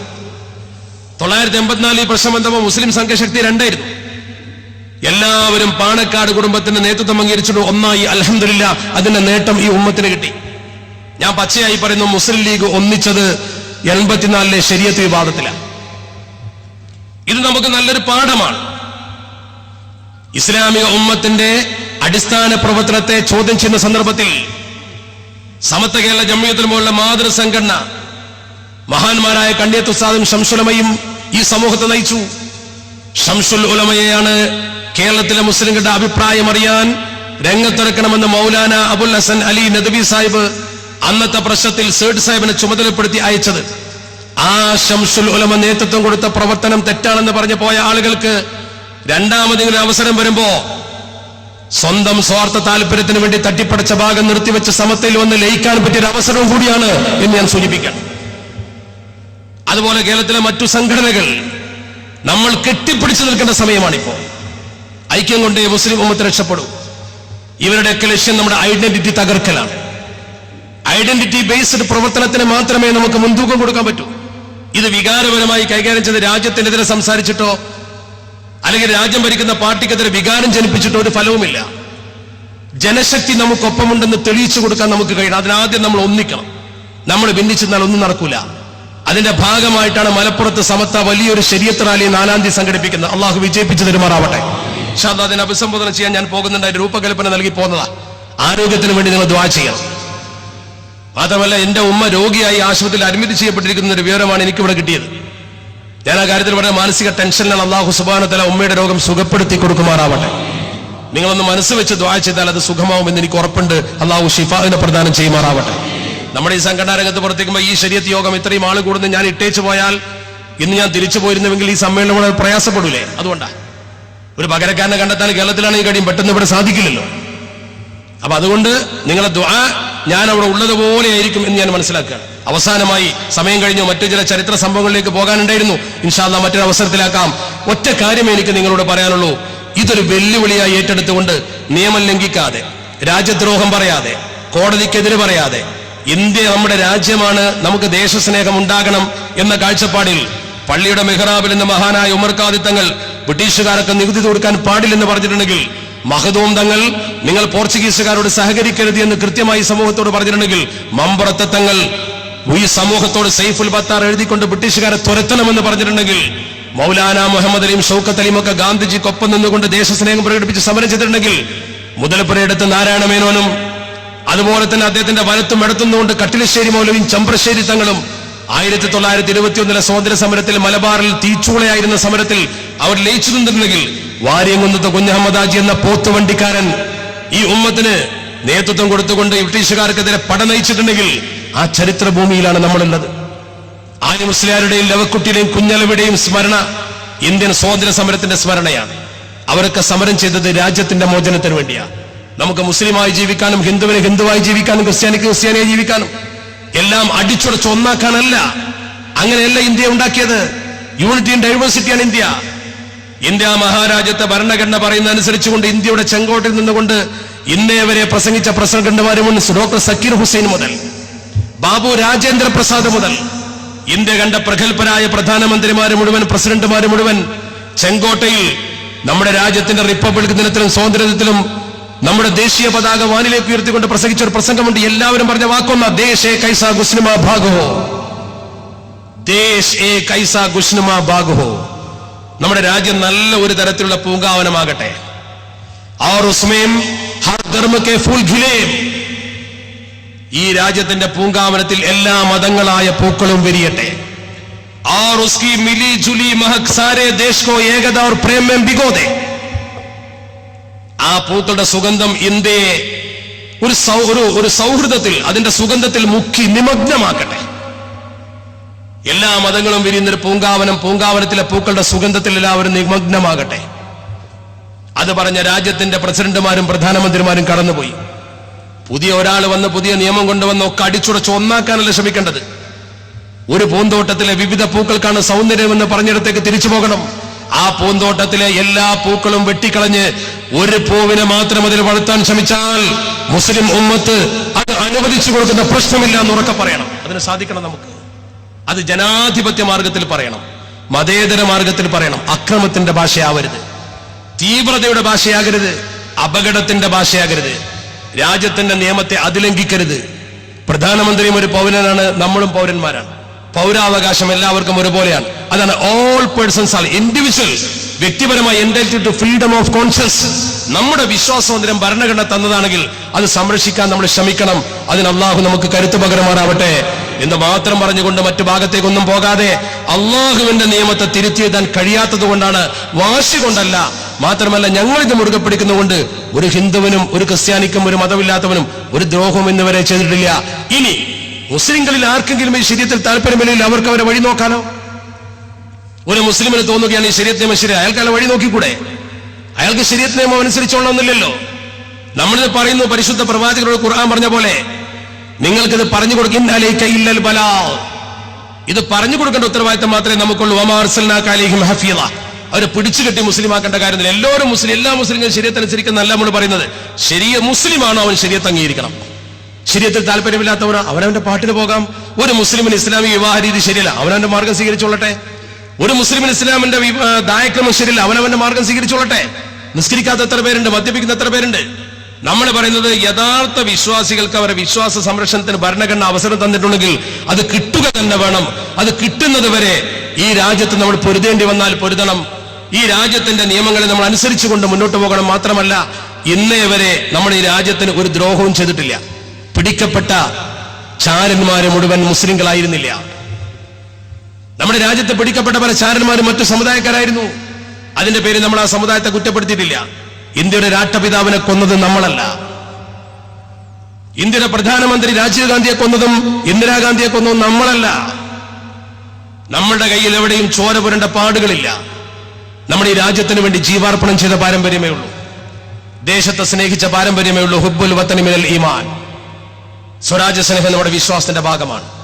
അങ്ങനെ രാജ്യത്തെ സ്നേഹിച്ചുകൊണ്ടും നിയമസംഹിതകൾ അംഗീകരിച്ചുകൊണ്ടും അള്ളാഹുവിനെ ഭയപ്പെട്ടുകൊണ്ട് ജീവിക്കുന്ന ഒരു സമൂഹത്തെ ദയവ് ചെയ്ത് ദ്രോഹിക്കരുത് എന്ന് വിനയപൂർവ്വം നമ്മുടെ ഭരണാധികാരികളുടെ മുമ്പിൽ സമർപ്പണം ചെയ്യാനാണ് നമ്മൾ റാലി നടത്തുന്നത്.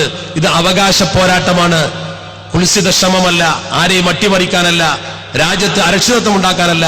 അള്ളാഹു നമ്മുടെ പ്രവർത്തനത്തിലെ ഇഖ്ലാസ് സ്വീകരിക്കുമാറാവട്ടെ. മുസ്ലിം ഉമ്മത്തിന് അല്ലാഹു ഐക്യം പ്രദാനം ചെയ്യുമാറാവട്ടെ എന്ന് മാത്രം പ്രാർത്ഥിച്ചുകൊണ്ട് കൃത്യസമയത്ത് എന്റെ വിഷയാവതരണം അവസാനിപ്പിക്കുകയാണ്. സമയബന്ധിതമായി പറഞ്ഞുകൊണ്ട് ഞാൻ തയ്യാറാക്കിയ പല നിയമകാര്യങ്ങളും പറയാൻ കഴിയാതെ വന്നിട്ടുണ്ടെങ്കിലും ഇൻഷാ അല്ലാഹ് മറ്റവസരത്തിലാകാം നമുക്ക് ഒന്നിച്ചൊന്ന് കൂട്ടുപ്രാർത്ഥന നടത്തി പിരിയാം. പ്രത്യേകിച്ച് ഈ മദ്രസയ്ക്ക് വേണ്ടി, ഈ സംഘത്തിന് വേണ്ടി കഠിനാധ്വാനം ചെയ്ത ഒരുപാട് പ്രവർത്തകർ, മരണപ്പെട്ടു പോയ പഴയ നേതാക്കൾ, അതുപോലെ വായിദ് ഖാന്റെ ഉപ്പ അടുത്ത കാലത്ത് മരിച്ചു, കുഞ്ഞോമാജിയുടെ പിതാവ് മരിച്ചിരുന്നു. അവർക്കൊക്കെ അല്ലാഹു മഗ്ഫിറത്തും റഹ്മത്തും നൽകുമാറാവട്ടെ. ഇന്ന് KMCC മരിച്ച ഹൈദർ എന്ന പ്രിയപ്പെട്ട സഹോദരൻ പ്രവാസിയായിരുന്നു, അദ്ദേഹത്തിനും അല്ലാഹു മഗ്ഫിറത്ത് കൊടുക്കുമാറാവട്ടെ. എല്ലാവരും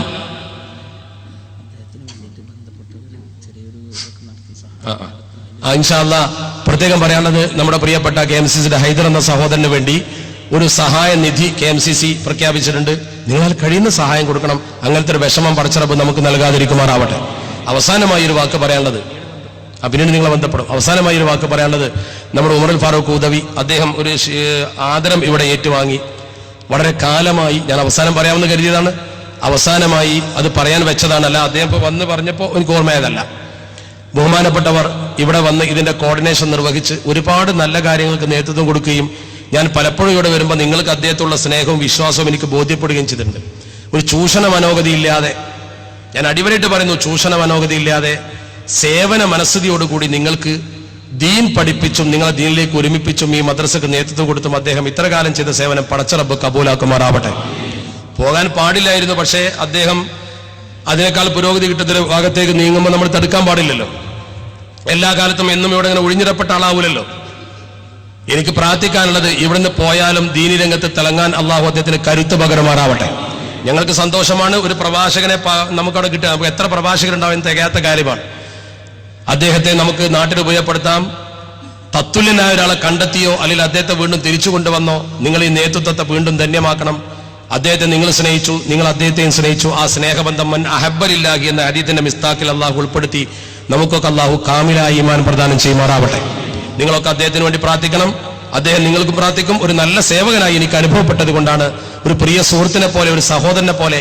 ഞാൻ ഇങ്ങോട്ട് വരുമ്പോൾ തന്നെ അദ്ദേഹത്തെയാണ് കൂടുതൽ ബന്ധപ്പെട്ടത്. കാരണം പറയാനും അങ്ങനെ ഒരു സ്വാതന്ത്ര്യത്തോടുകൂടി നമുക്ക് ആധികാരികമായി പറയാൻ പറ്റിയ ഒരു സുഹൃത്ത് എന്ന രീതിയിൽ ഞാൻ അദ്ദേഹത്തെ, കുഞ്ഞു മുഹമ്മദാജി ഇവിടെ ഇല്ല, വാഹിദ് ഇവിടെ ഇല്ല, പിന്നെ മറ്റുള്ളവരെ ബുദ്ധിമുട്ടിക്കാതെ ഞാൻ മെസ്സേജുകളൊക്കെ, മറ്റൊരുപാട് സുഹൃത്തുക്കൾ നമുക്കിവിടെ ഉണ്ടെങ്കിലും അദ്ദേഹത്തെയാണ് ഞാൻ കൂടുതൽ ബന്ധപ്പെടുകയും കാര്യങ്ങളൊക്കെ ഏൽപ്പിക്കുകയും ചെയ്തിരുന്നത്. അങ്ങനത്തെ ഒരാളാണ് ഇവിടെ നഷ്ടപ്പെടുന്നത്. ഒരു പകരക്കാരൻ നന്നായി വരുവാനും ഈ സംവിധാനങ്ങളൊക്കെ വളരെ ഭംഗിയായി മുന്നോട്ട് കൊണ്ടുപോകാനും പടച്ചറപ്പ് തൗഫീക്ക് തരുമാറാവട്ടെ എന്ന ഹൃദയനിർഭരമായ പ്രാർത്ഥനയോടെ ഞാൻ പ്രാർത്ഥനയിലേക്ക് വരികയാണ്. ഇരുന്ന സ്ഥലത്ത് ഇരുന്നു കൊണ്ട് എല്ലാവരും ഒരു 10 സ്വലാത്തിൽ സ്വല്ലല്ലാഹു അലാ മുഹമ്മദ് സ്വല്ലല്ലാഹു അലൈഹി വസല്ലം